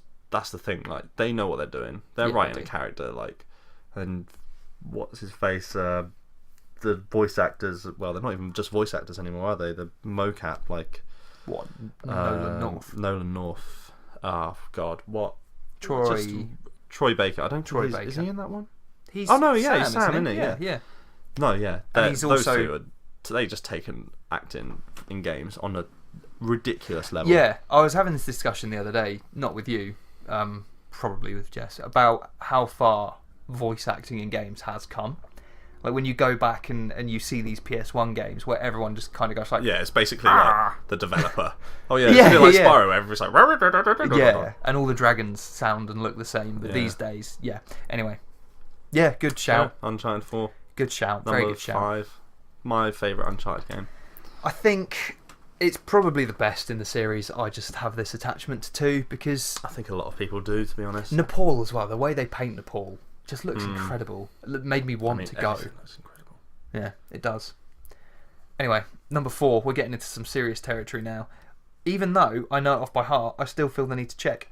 So, coming up now, number 4 for me, my first proper console game, so non-PlayStation game, a game that pretty much formed me as a person because I'm still very much obsessed with this franchise. I think it's the best iteration of the games so far. I also think it's the best generation of characters. What is it then? Pokemon. It is Pokemon. Which one? Sun and Moon. No, that's the 7th generation. I don't know. It's Emerald. Pokemon Emerald for Game Boy Advance. Pokemon Emerald is generation 3. And in typical Pokemon fashion, there's always like the base game, so Red and Blue, Gold and Silver, and then you have the 3rd of the generation, so Yellow, or what was Gold and Silver? Was it? No, it wasn't Platinum. Pearl. No, it wasn't Pearl. Diamond? Crystal. Crystal, because it had Suicune on the front. How could I get that wrong?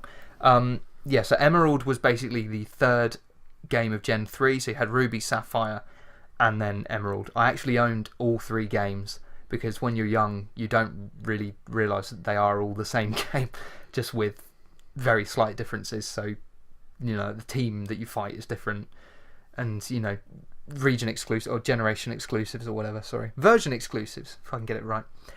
Emerald has the best post game of any Pokemon. So I think a lot of people, I think you're one of these people, doesn't realise that Pokemon really takes off when you beat the Elite Four. Like, beating the Elite Four is just kind of the start. Well, Pokemon Let's Go is the first time I've actually got finished to the the Elite Pokemon Four. game. Yeah. I'm done with it now. So. See, generally speaking, maybe not with the first generation, because there wasn't really anything to carry on. But from generation 2 onwards, as soon as you beat the Elite Four, you basically unlock a whole new story arc.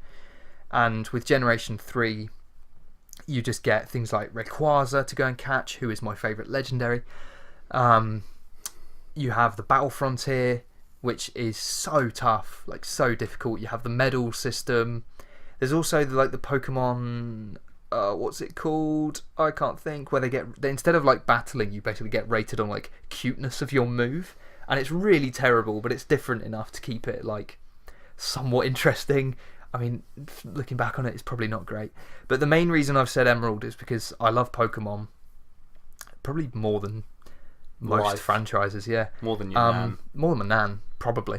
And it's, Hoenn is probably my favourite region. It's my favourite generation of Pokemon. I love all 3 starters. Maybe not Blaziken so much. But I love Torchic and Combusken. You're looking, just staring into space because you have no idea. Know. But I think the Pokemon design in Gen 3 is yet to be beaten. I think better the story. Than Gen 1. Right, this is my issue with Gen 1. You've got Grimer and Muck, which are just puddles of purple stuff. You've got Magnemite, which is a magnet. You've got Voltorb, which is a Pokeball. Isn't there one Meowth's that's a hammer? fucking cat. Or just a screw or something. I don't know. No. There's Kling and Clang in Gen 5. This isn't Pokemon the podcast. Yeah, sorry. Gen 1 is massively overrated for nostalgia alone. But Gen 3, all the designs were so original. Metagross, that Pokemon looks so cool. Salamence is just the ultimate dragon. Yeah, I love Gen 3. I had to have a Pokemon game in here. It's maybe surprisingly high now that I think about it, having it at number 4. But I did sink a hell of... I finally remembered. That's the 3rd game that made me cry. Was Pokemon Ruby. And it was really deep. No, it's my own fault because I was playing these games when I was younger than 10. I was very young playing these games. And my first ever start... You're looking up Metagross. My first ever start Pokemon was Trico, which then becomes Sceptile. And I had on this save a level 100 Sceptile and a level 100 Groudon and a level 100 Rayquaza. I had grinded this game to beyond belief. And back in those days, you could only have one save file because Game Boy games saved to the cartridge. They didn't save to the console. And I'd got bored because I'd literally had nothing left to do. And I had these 3 ridiculously strong Pokemon. No one was going to beat me. Back in those days, I didn't play against anyone because online hadn't been established, and you had to have like the cable, and you actually had to know someone with. Anyway, blah blah blah. And I got to the point where I was like, I'm never gonna I've got nothing left to do, literally nothing left to do. So I started again with a Mudkip, and I played for probably about 3 or 4 hours, and I got quite deep into the story, and then I got to that point where I was like, do I save? Like, do I wipe out like years of work for the sake of this new adventure, and I'll like start the game again, and it'll be great and it'll be fun, or do I just not do that? And even though I had 2 identical games in Ruby and Sapphire, Emerald was my favourite, so I just wanted to play that one, and I did. Like, I overwrote the save, and that was that. They were gone. And I remember as soon as I clicked A and saw save complete, my heart just fucking sank, and I thought, like, what have I done? Like, I've killed my baby. And I let out a solitary tear for my Sceptile. Did you regret it? Like, immediately, yes. In the long run, no, because I then got a level 100 Swampert. Like one save. One save, just breaking kids' hearts around the country, Game around Freak, the world. You utter pricks. But yeah, Pokemon Emerald, great game. Sorry, move on. Let's move on. I only played Pokemon Red. Up until Let's Go, that's the only Pokemon I played. Oh, that's weak. That is weak. Gen 3 is the best one. I do really like Sun and Moon, but I think Gen 3 is just... Sun and Moon is... It's quite easy. It's quite childish. You wait till you play Let's Go, son. I know. Do you want to know the only game that made me cry? The only time... Well, it didn't make me cry. I cried over a game. Okay. Oh, actually... No Man's Sky. When you played it for the first time. FIFA 2006. Oh, for God's sake. I was top of the league. Just because I had a bit of financial trouble. I was managing Middlesbrough for some reason. I think that was when FIFA you had to like just choose like some shit team. No offence, so Middlesbrough. Well, they know it. Yeah, they do. You got Gaston Hang on, back in 2006 they would have been Premiership. Yeah, it was Premier League, but I think you had to start at like the bottom. Right, anyway. Now we here. Yeah. That threw me so Started much. from the bottom, now we here. It's Drake, isn't it? I don't know. I think so. I think it's Drake. And yeah, they fired me because I was just in minus money, which is actually sort of like a future thing for like how I treat my personal finances right now. More foreshadowing. Little did you know it. Really deep. Yeah. Start bursting into tears again. This is making me cry. This podcast right now. And yeah, they fired me after like a few hours of work I put into that. Not your like years of love with your Pokemon. I was Middlesbrough manager for less than a day, but I got fired. I think I had to go down to like Yeovil Town or something. Oh no, not Yeovil. They used to be like my second favourite team. I saw their rise up to like 2003, 2004, 2005. I think they got promoted like 3 times in 3 years. So you just jumped on the bandwagon. Yeah. Okay. We're on number 4. I'm on number 4. Let's get back to it. Number 4. So that was Pokemon Emerald. Just massive nostalgia trip for me. Was at number 4. And I will not take any arguments because Gen 3 is the best generation. Number 4. Here we go. Ready for this? No. The Legend of Zelda: Breath of the Wild. Is that the Switch one? And Wii U, yeah. Okay. Never played it. Never played any Zelda game. This is the worst gaming podcast ever. Yeah, I've never played the worst Zelda. hosts who have never played anything. It's alright, we've got the smarts and the words. And the smarts things, and the words. And we don't Speak have any England, of that. Good England. Carry on. Zelda Breath of the whatever it is. Such an incredible game. Like, it looks good. I got my Switch and I was like, I don't really know what to get. Like, I knew I wanted a Switch, so I knew what games would be coming out. And I was like, what games do I play now? What game do I like sink into? And then I'd seen a bit of gameplay of Breath of the Wild, and then it looks kind of empty. But then you realize like the strength of that game is just the emptiness of it. Just like going like you're just walking for ages and like you see something in the background or something. But it's just those moments of like silence crossing a hill. I don't know. It's just incredibly beautiful. Like the art style, I love it. Story is a bit weak, but I mean, I don't know any like Zelda lore, so like I didn't mind that much. Like, it was a good introduction. I think sort of Nintendo sort of knew that it was going to happen because it's such a shift from other Zelda games. So like they feel like this is going to be like the first Zelda game that people are going to be playing. Yeah, so, for a lot of people. Yeah. So I was fine with the story. I didn't need to know much. Like I sort of got it, but the they're not classic dungeons, but like the Dungeons. Sorry, that was really funny. Dungeon. I'm going in the dungeon. That was a little bit Indian. That was almost racist. Sorry. Almost. Classic dungeons.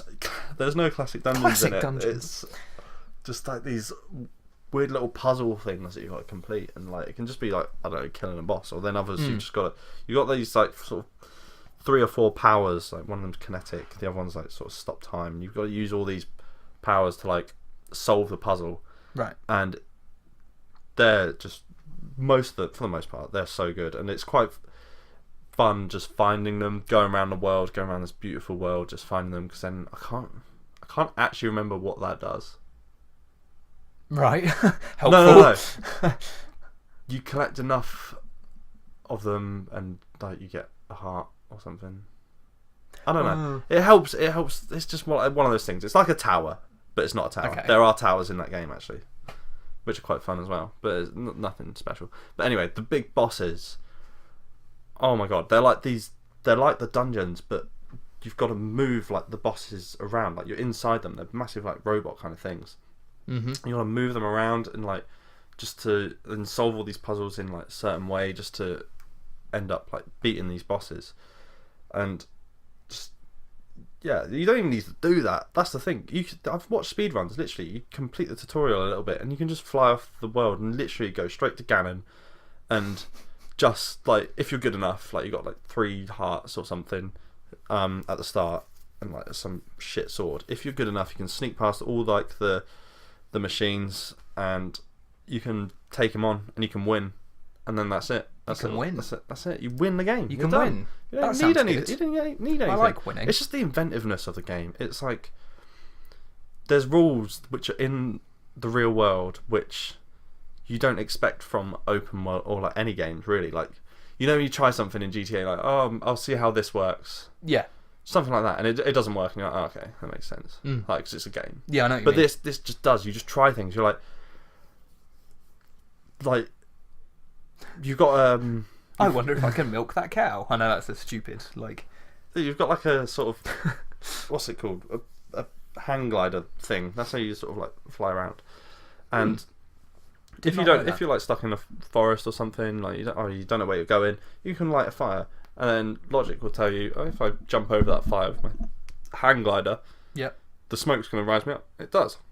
Ah. It's just inventive things like that. It's like things on the floor, like if you walk through fire, like your arrow becomes like a fire arrow or something. Assassin's Creed does that.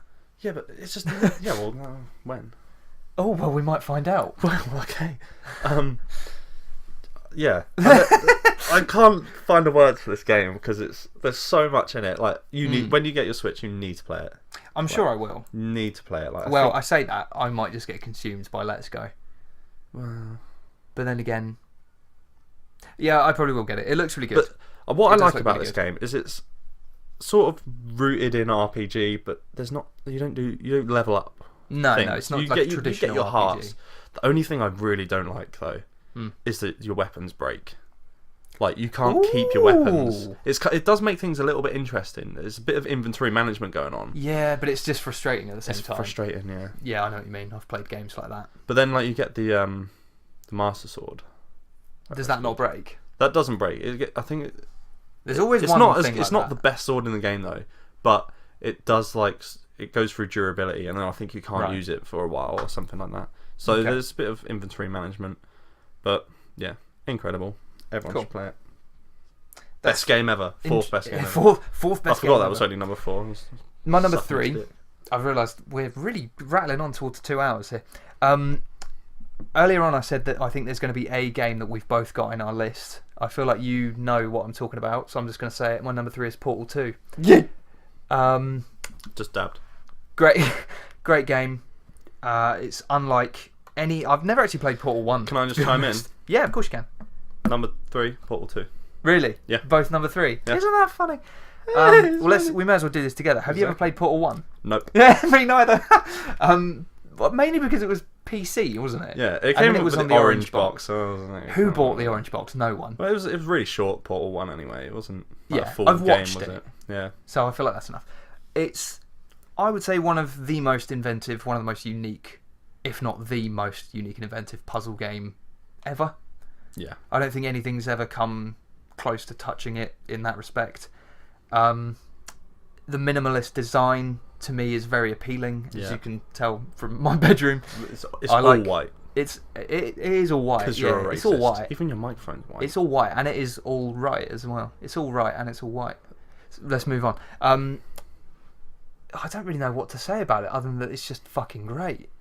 And the colour scheme of our logo. The colour scheme of our logo is loosely sort of based on Portal. Orange and blue is pretty Orange and solid. blue is great.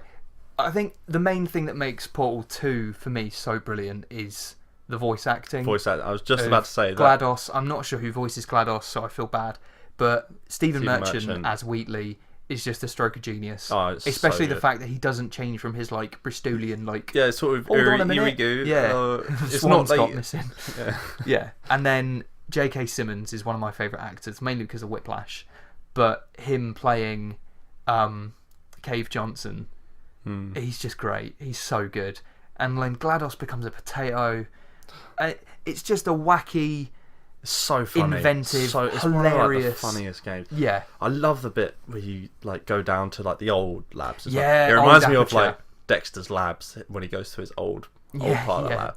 I love all the that way bit. down. That's my insightful commentary Yes, on bit of Portal. Dexter's Lab. Bit of Dexter's Lab, but it's great. It's just a great game. The gels, like the propulsion gels. oh yeah, and then you just bouncy add all ones. these different things, like, Yeah. and then you sit there Each level's different. for about half an hour, like, How do I'm I do this? ruined, and then you come back like 2 minutes later, and you're like, wait, if I'm trying. Yeah. You think you've tried everything, and then Yeah. you think, oh well, I did this earlier, and then suddenly it works. You're like, oh, maybe I didn't try that earlier. It's so good. I even found myself like I love using the portal gun, and I just used it for like things that I didn't even need to use it for. It's like, I'm going across a room and just like I like run around seeing with it. how fast I could get Shell to move. So like you place a portal right underneath you, and then like one on the ceiling or whatever, and then while you're flying down through the portals, you aim for somewhere else and just launch yourself across the map. Like there's just something Sounds like really fun. satisfying about that. Let me ask you: Okay. are you interested in any other Valve property? No. Me neither. I'm neither. somewhat interested It's- in Half-Life, but only because it's got this reverence. Yeah, like I've watched a couple of documentaries on the Half-Life because I've never played it, but it doesn't appeal to me that much. I like the memes. Like that yeah. they can't make a third I'm game. interested about this third game. I used to play Left 4 Dead. That was another online game that was I never actually had quite an fun. Xbox. Yeah.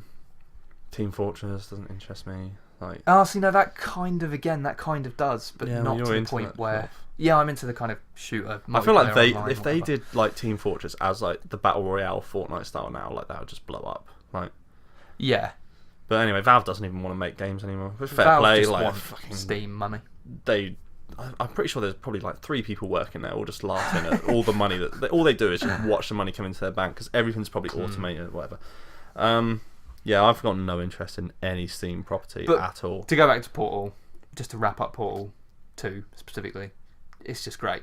Yeah, it's just It's great. hard to put it into words because it's such a unique, brilliant experience. It's funny, it's challenging, it's rewarding. The story is phenomenal. That closing song, the credits song, Now I Only Want You Gone. I love the boss Just fight when amazing. you shoot on the moon. I thought I was like I'm so smart. Yeah, and then I you're like, figured that oh out. wait, Yeah, and then that's what you're meant to do. Yeah, but I fully sat, because you're on the floor, aren't you? Like Yeah, looking yeah. through the. I was fully sat there for like 10 minutes, like, what am I meant to be shooting at? Like, what am I, like, just shooting all around the room, like, what am I, and then you think, oh, the moon. yeah, And then just you send Wheatley's little cocky ass into space. damn Wheelie. I have never played it again. I don't think I Oh will. god, I've played it about 7 times. I've played it so many times. I think I played it a little bit once, maybe around a friend's house or something, or they brought it around. Yeah. And then Wait, I got you it. owned it, right? Okay, yeah, good. Sorry. Yeah, I've Sorry got it to now. cut You off. So then I played through it in like a day. It doesn't take very long. 6 hours. You Something can like that. make it You can make it. last a while. If Yeah. you're stupid like me. Yeah, but I mean, like 6 hours is probably average for the first time. Then you can make it shorter every Yeah. time you go through it. But I don't think I'll ever play it Speaking again. of which, have you watched? I really like speed runs. Have you ever watched a speed run of Portal 2? Like a haven't. glitchless speed run. No. Oh, it's incredible. Like these. Oh my god! Like the laptop just raised up off my lap a little bit. Penis. Penis joke, erection joke. Second time I've said erection. That's Boner. interesting. Boner. Speedrun. These people like obsess over like the littlest detail, and they know exactly where to shoot at exactly what time, and it's just so satisfying to watch like these genius players. But the co-op as well, shout out to the co-op, because Atlas and Peabody, they don't say a single word, and yet they are two of the most like joyous, entertaining characters in video games ever. See, I did try to play the co-op. I finished the main thing and I was like, I want more. So I tried to play the co-op, and I was like, another shout out to my little brother. I was like, I played it with my sister. Come in here, play this game with me. I was like, nah. Like, what a little shit. He's probably playing Skyrim. Just what a twat. Wanking some dragons. Ugh. Well, actually, probably smodding it and just on his like keyboard and pressing. Oh, it's okay. Words. Ugh. Computers. Master Race. He makes me angry. So you never played it? You never played I the tried to play it on my own. Oh. I literally like had both controllers. And it was really sad. Yeah, you can't. To the later levels, you need to be like. Anyway, let's move on. Number 2. Yeah, number 2. Portal 3, please. Portal. Yeah, please. So number 2, it'll be me now, right? Because that was joint.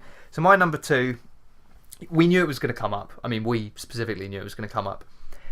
Objectively, this should be Assassin's Creed Odyssey. It also should be. That doesn't make sense, but it could also be Assassin's Creed Origins, because they are the best games in the Assassin's Creed series. Like, undoubtedly, they are the best games. However, for 2 reasons. 1, nostalgia, and 2, because I think it was the biggest turning point in the series in terms of quality. For me, the best Assassin's Creed game, so also, yeah, it's not number 1. That's interesting, isn't it? You would have thought Assassin's Creed for me would be a shoo-in. But no, it's not number 1. There'd be a surprise. Well, it's not a surprise. You won't be surprised. Anyway, my number 2 is Assassin's Creed 4, Black Flag.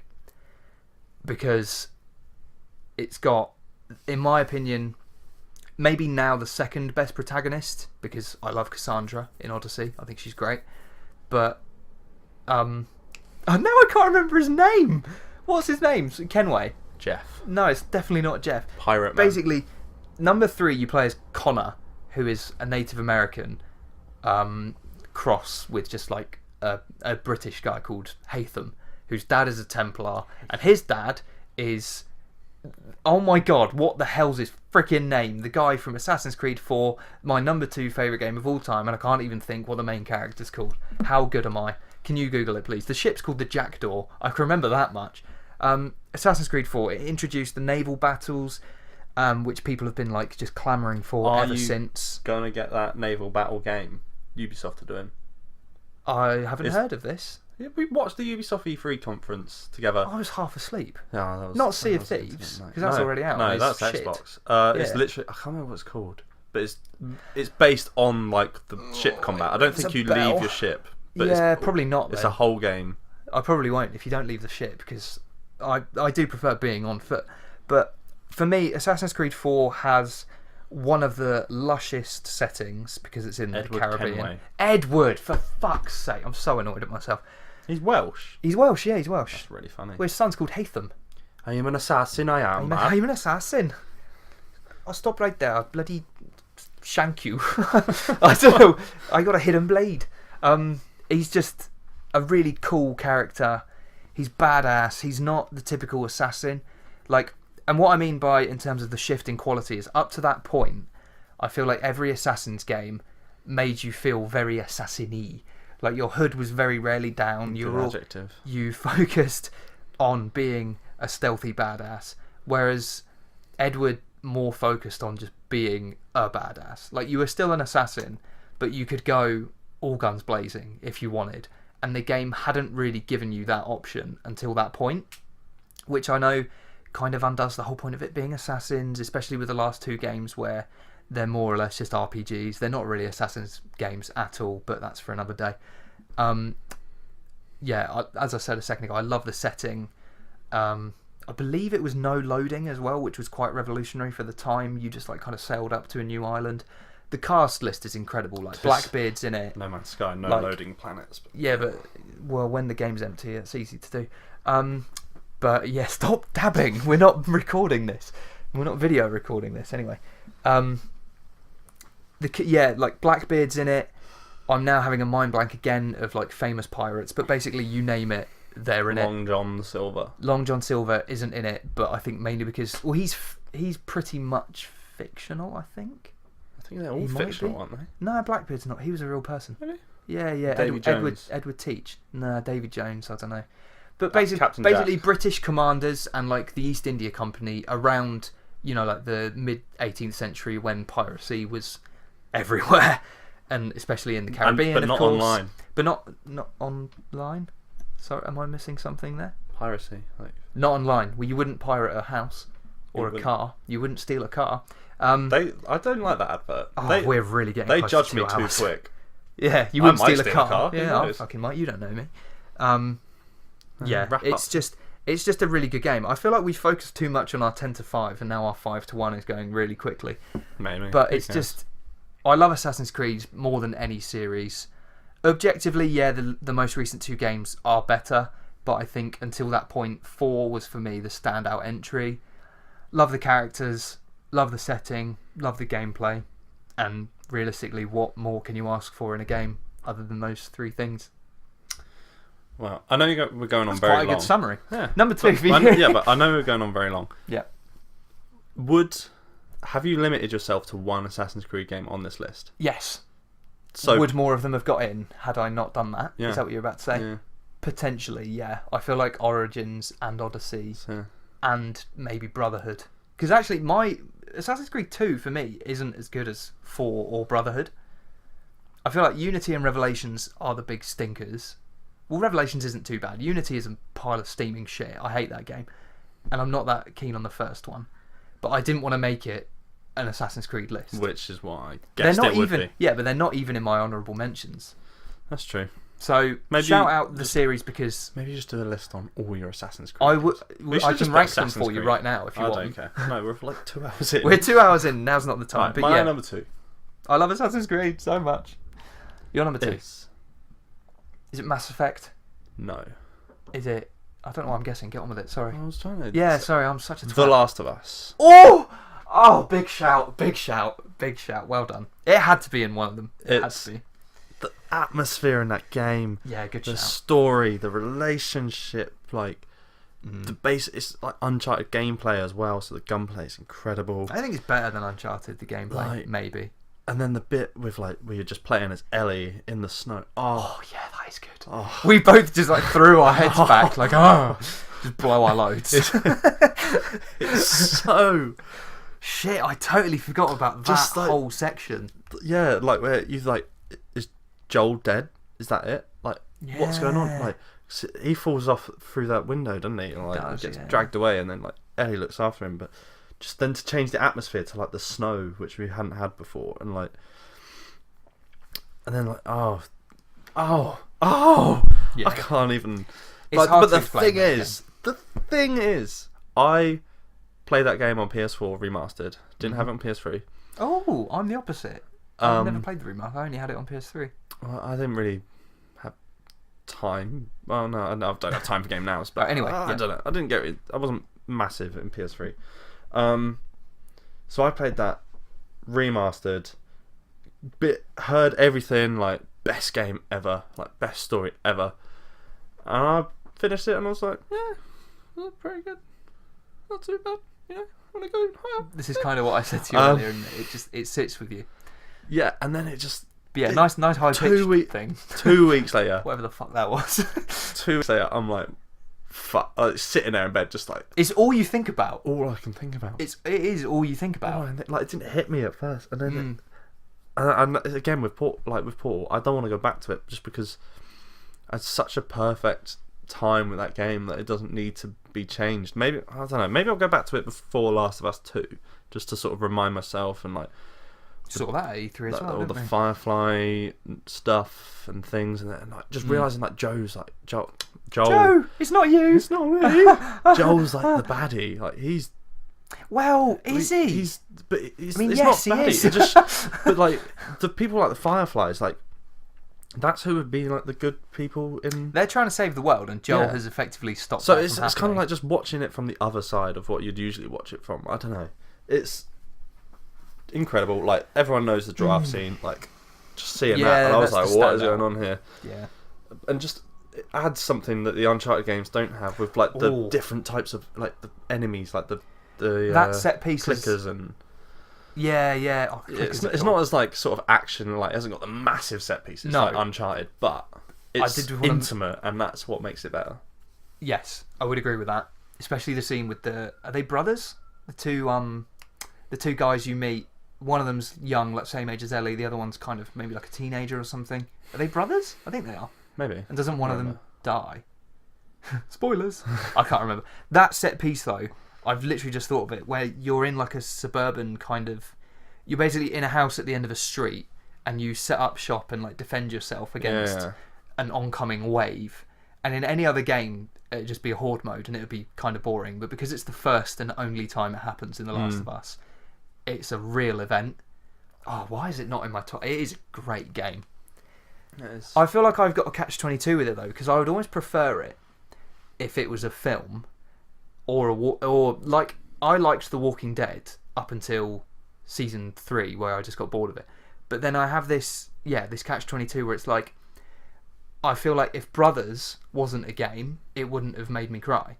But because you play the game and you are essentially you don't really take on the role of the character, but you learn to empathise with them because you basically control what they're doing, and it sucks you in more than a film ever could, in my opinion. So if The Last of Us was a film, would it be as good? But then I feel like the gameplay for me...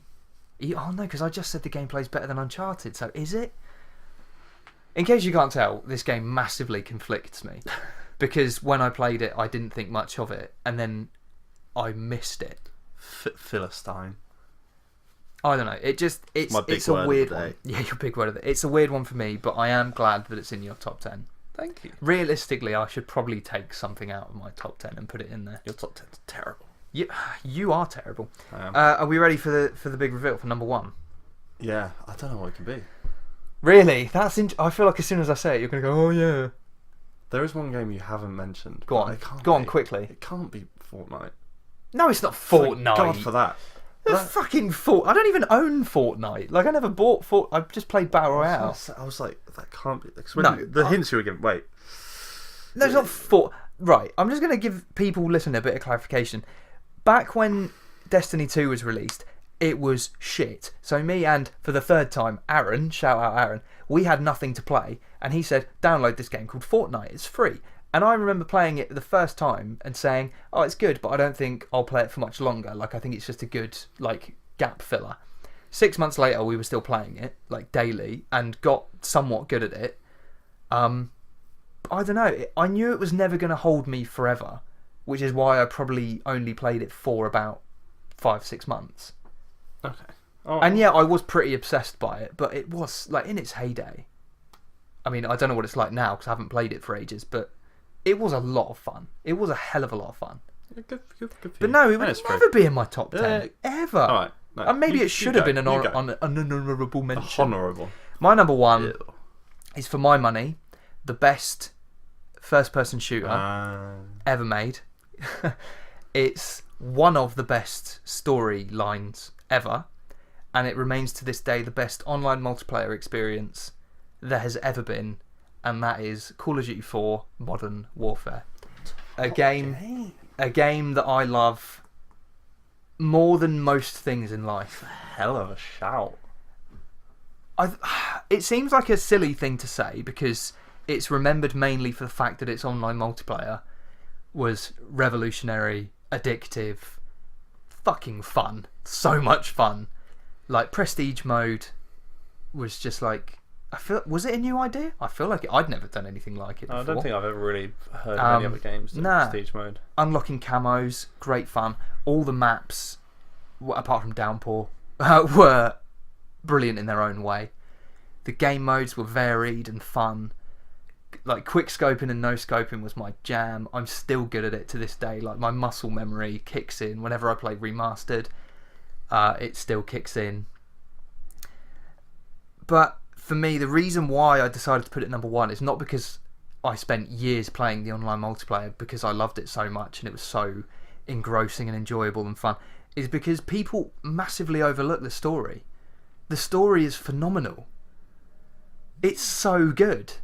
Like, I can't really hyperbolize it any more than that, but it is just so good. I can't think of another shooting game, like, because let's face it, it is a shoot. There's no other bells and whistles. It's not like The Last of Us where it's an action adventure. It is just an FPS. Can you think of a better FPS than Modern Warfare? No, because there isn't one. I put Modern Warfare 2 in my honourable No, Modern Warfare 2 is not as good. Modern Warfare 2 is not as good. The cast of characters aren't as relatable. The story itself isn't as grounded in reality. There aren't as many twists. There aren't as many turns. The closing scene, like the closing bit of Modern Warfare, where you're on the bridge and you're completely like overrun and Zakhaev's men are like all over you. And that bit when Gaz just shouts, "Captain Price, we're on our own, sir." Literally all the hairs on my arms have just stood up. Because it is horrific to play through. It's so brilliantly paced. That game is fucking fantastic. All Gillied Up is the best mission of any game ever made. And then One Shot, One Kill is the antithesis of that mission. And it follows it. Like, you spend like a good 10-15 minutes crawling through Chernobyl, trying not to be seen with a silent sniper, which makes no sense when you actually put it into reality. And then you take out, you think you take out Zakhaev at the start of One Shot, One Kill, and it all goes tits up, and then you've got to run back through Chernobyl with everyone trying to kill you. And that contrast of those 2 missions in a row is, I don't think anyone's ever matched it. In terms of like missions, going from that sort of crawling through the bushes, ultra stealthy, and then all of a sudden, shit, the whole world wants you dead. Those 2 missions are superb. And then the final 3 or 4, like the closing act, Act 3, because it's split into acts if you remember. So like no fighting in the war room, game over. I think it's called Game Over. Like, brilliant closing missions. And then the bit on the fucking bridge. And you don't know if Price lives, but you see Gaz get shot. Like, Zakhaev shoots Gaz in the head. Sergeant Griggs is trying to like drag you to safety, and he gets shot. And it's just like, and your backup arrives just slightly too late to save those 2. But then they maybe save you. They maybe save Price. You don't know. And then it ends. And then, that's it. That's story over. But then you get the brilliant Mile High Club, which to do on Veteran took me about 4 hours a couple of months ago to try and get the Platinum Trophy. I think I tried. Mile High Club on Veteran is near enough impossible. But for me, it is the ultimate package of single player and multiplayer experience. And now I can't get Gaz's voice out of my head. Just Captain Price. Good game. Just phenomenal. 10 out of 10. I think that's all I can say about it. It's a good game. Best game I enjoyed ever. It will never not be my favourite game. I enjoyed it. Never not be my favourite. I played quite a lot of the multiplayer. Ever.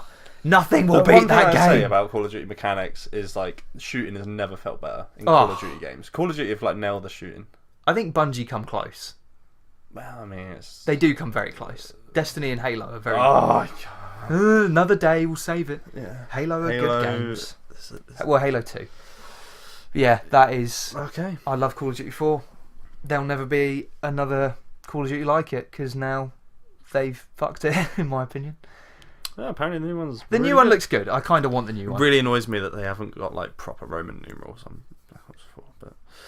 But when you look at a clock, 4 is actually 4 eyes. It's only from 6 onwards it becomes VI. Tell you what, I don't give a shit. No, not really. I don't care about any of that. Yeah, great game. Your number 1. My number 1. The moment everyone's been waiting for this. This is intriguing. The list has started at RuneScape. It's had Topspin and No Man's Sky. Where could this possibly go? So ultimately, it's been shite. It's had Topspin 4 and No Man's Sky. I'm cultured. I mean, you ended on Call of Duty. Like, I mean, come on. I ended on what has been. Call of If you go on Metacritic, Call of Duty 4 is like one of the best rated games of all time. Rightly so. Your number 1 is. That's too much of a pause. Get on with it. It's called Building Suspense. Mass Effect. Yeah, I knew it was going to be a Mass Effect. 1. Mass Effect 1? Mass Effect 1. You're going to have to help me out because, again, I know I've never played Mass Effect. There you go. The floor is yours. I love sci-fi. Sweaty. Like, I love universes that are, like, built and they've got a rich lore. Yeah. And Mass Effect, I started up, and, like, once you get through, like, the first mission, like, you go down to Eden Prime, I think it's called, as Shepard, and then you finally, like, make your way to the Citadel, and then you sort of come out of the ambassador's office, I think it is, and then that's when you sort of get like your codex readings, or there's like a computer where you can like just find everything out. I started that game, like got hour in, then I sat there for probably about like 2 hours just reading and listening to all the lore, like all the different species backstories. They're all like just so different, and what I love most about that game in terms of creation of this world is that you always see sci-fi, it's like, oh, there's like aliens have like come down to invade Earth or something, and all the aliens look exactly the same. They're all like the same height, look exactly the same. They look too human for me, aliens, in like Hollywood and that. Why do they all have like ears and noses and shit? What? Ruined my flow. Sorry. Oh, mad flow, bro. Mad flow.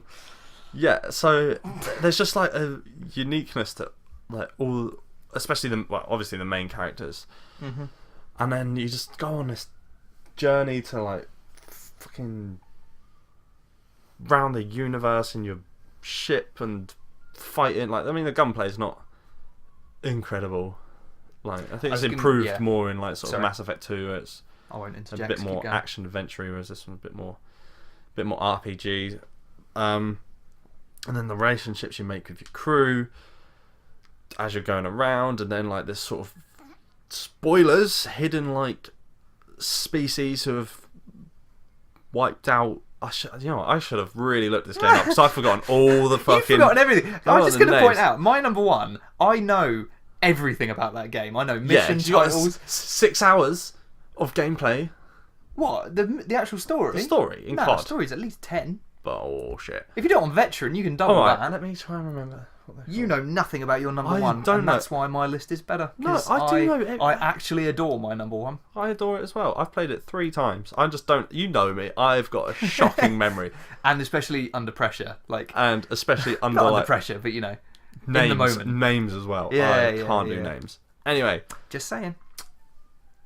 The Protheans. That's they were like the species before, and everyone thinks that they're like. They were creators of all this technology, but it turns out it's like the Reapers who like come in from like deep space, who like they grow civilizations, let them grow, and then they fucking kill them. And like they harvest them. Fun. And then I think his name Garrus, unless he's the Garrus, unless he's the one who's on your team. What is he? Somalian? No, he's not Somalian. I can't remember the name of the fucking Somalian Garrus. Right. Anyway, this is a shambles. How can this be your number one?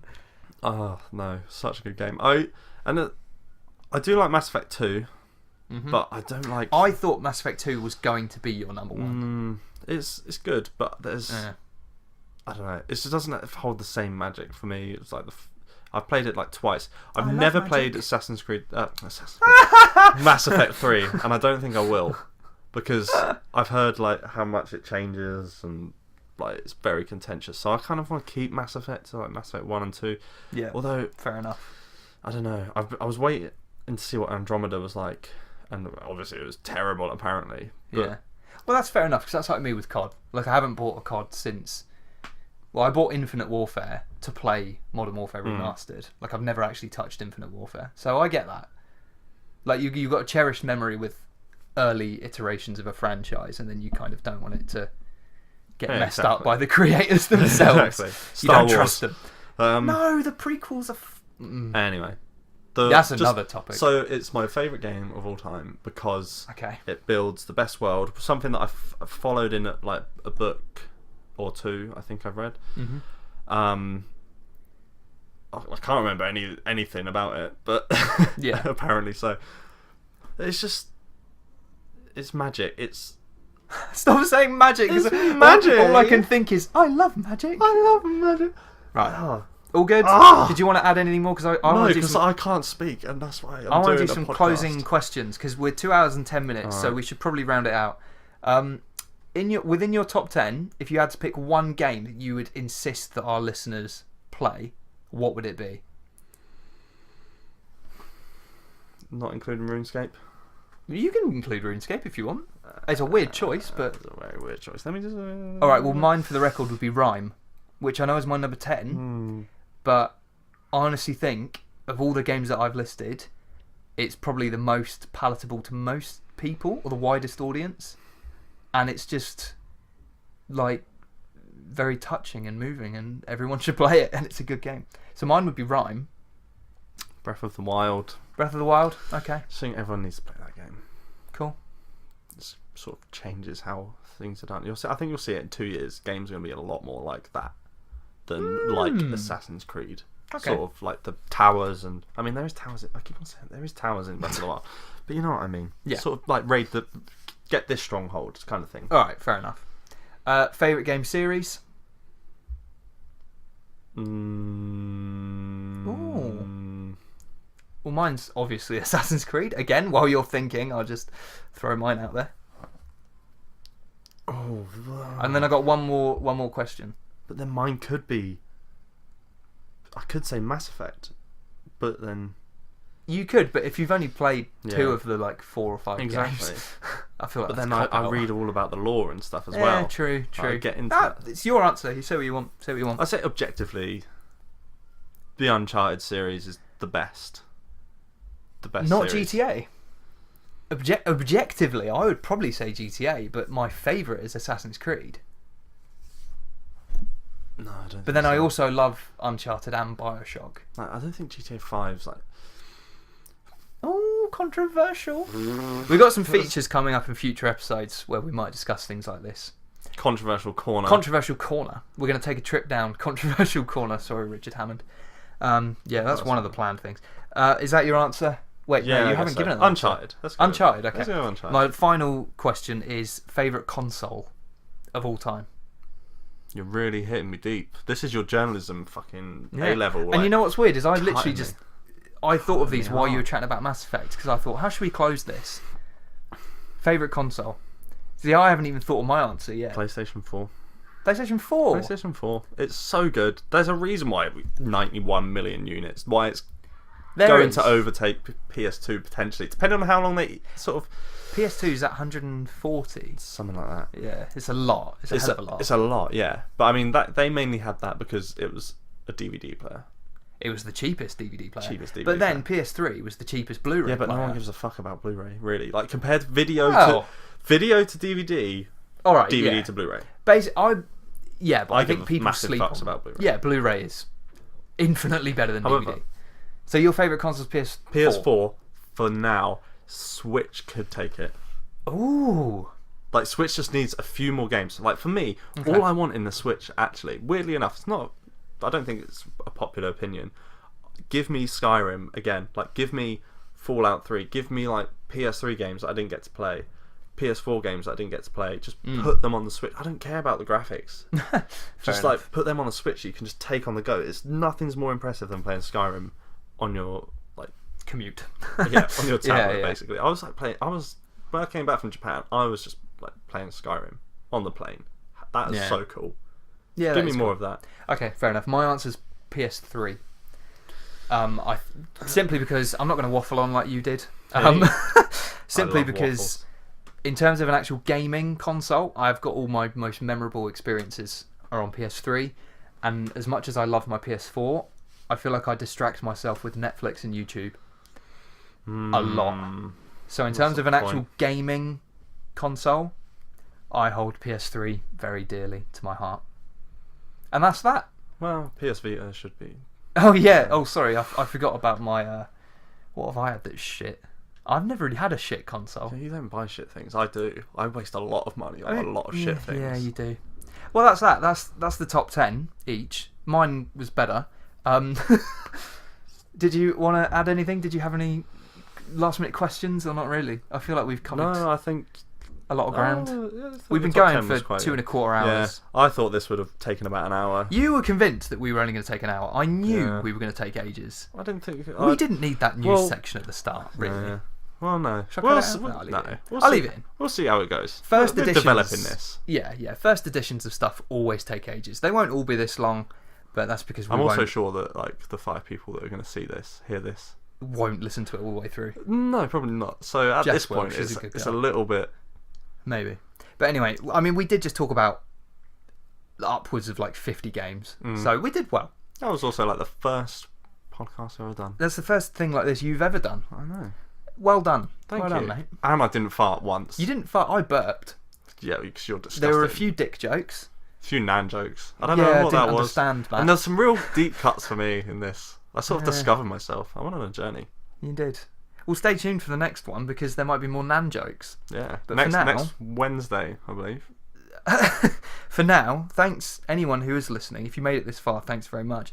Also, let us know where you listened because we're going to upload this in all sorts of places. So if you're on YouTube, I don't know, comment. If you're on anything like Spotify or iTunes, if I actually manage to work out how to get this Let's shit see on if there. we can get this to 50,000 likes. Definitely not, but do tweet us and let us know where you found the podcast and how. Once we set up the Twitter. Once we've set up the Twitter. And we'll We haven't put it in the actually done that description. yet. We haven't done anything. We've got merch, we've got a Patreon. No, we don't. But yeah, just thanks, I guess. And we'll talk again soon about something. Yeah. Our stomachs are both rumbling. I'm It's starving. 4:00 and I didn't have any All I lunch. did today was like get up after having a monster hangover. Oh, good. Yeah. That's why it took us so long to record exactly. That's why I can't speak today. it. Okay, as well. right. That's enough. All right. Thanks, everyone. Bye for now. Bye for now.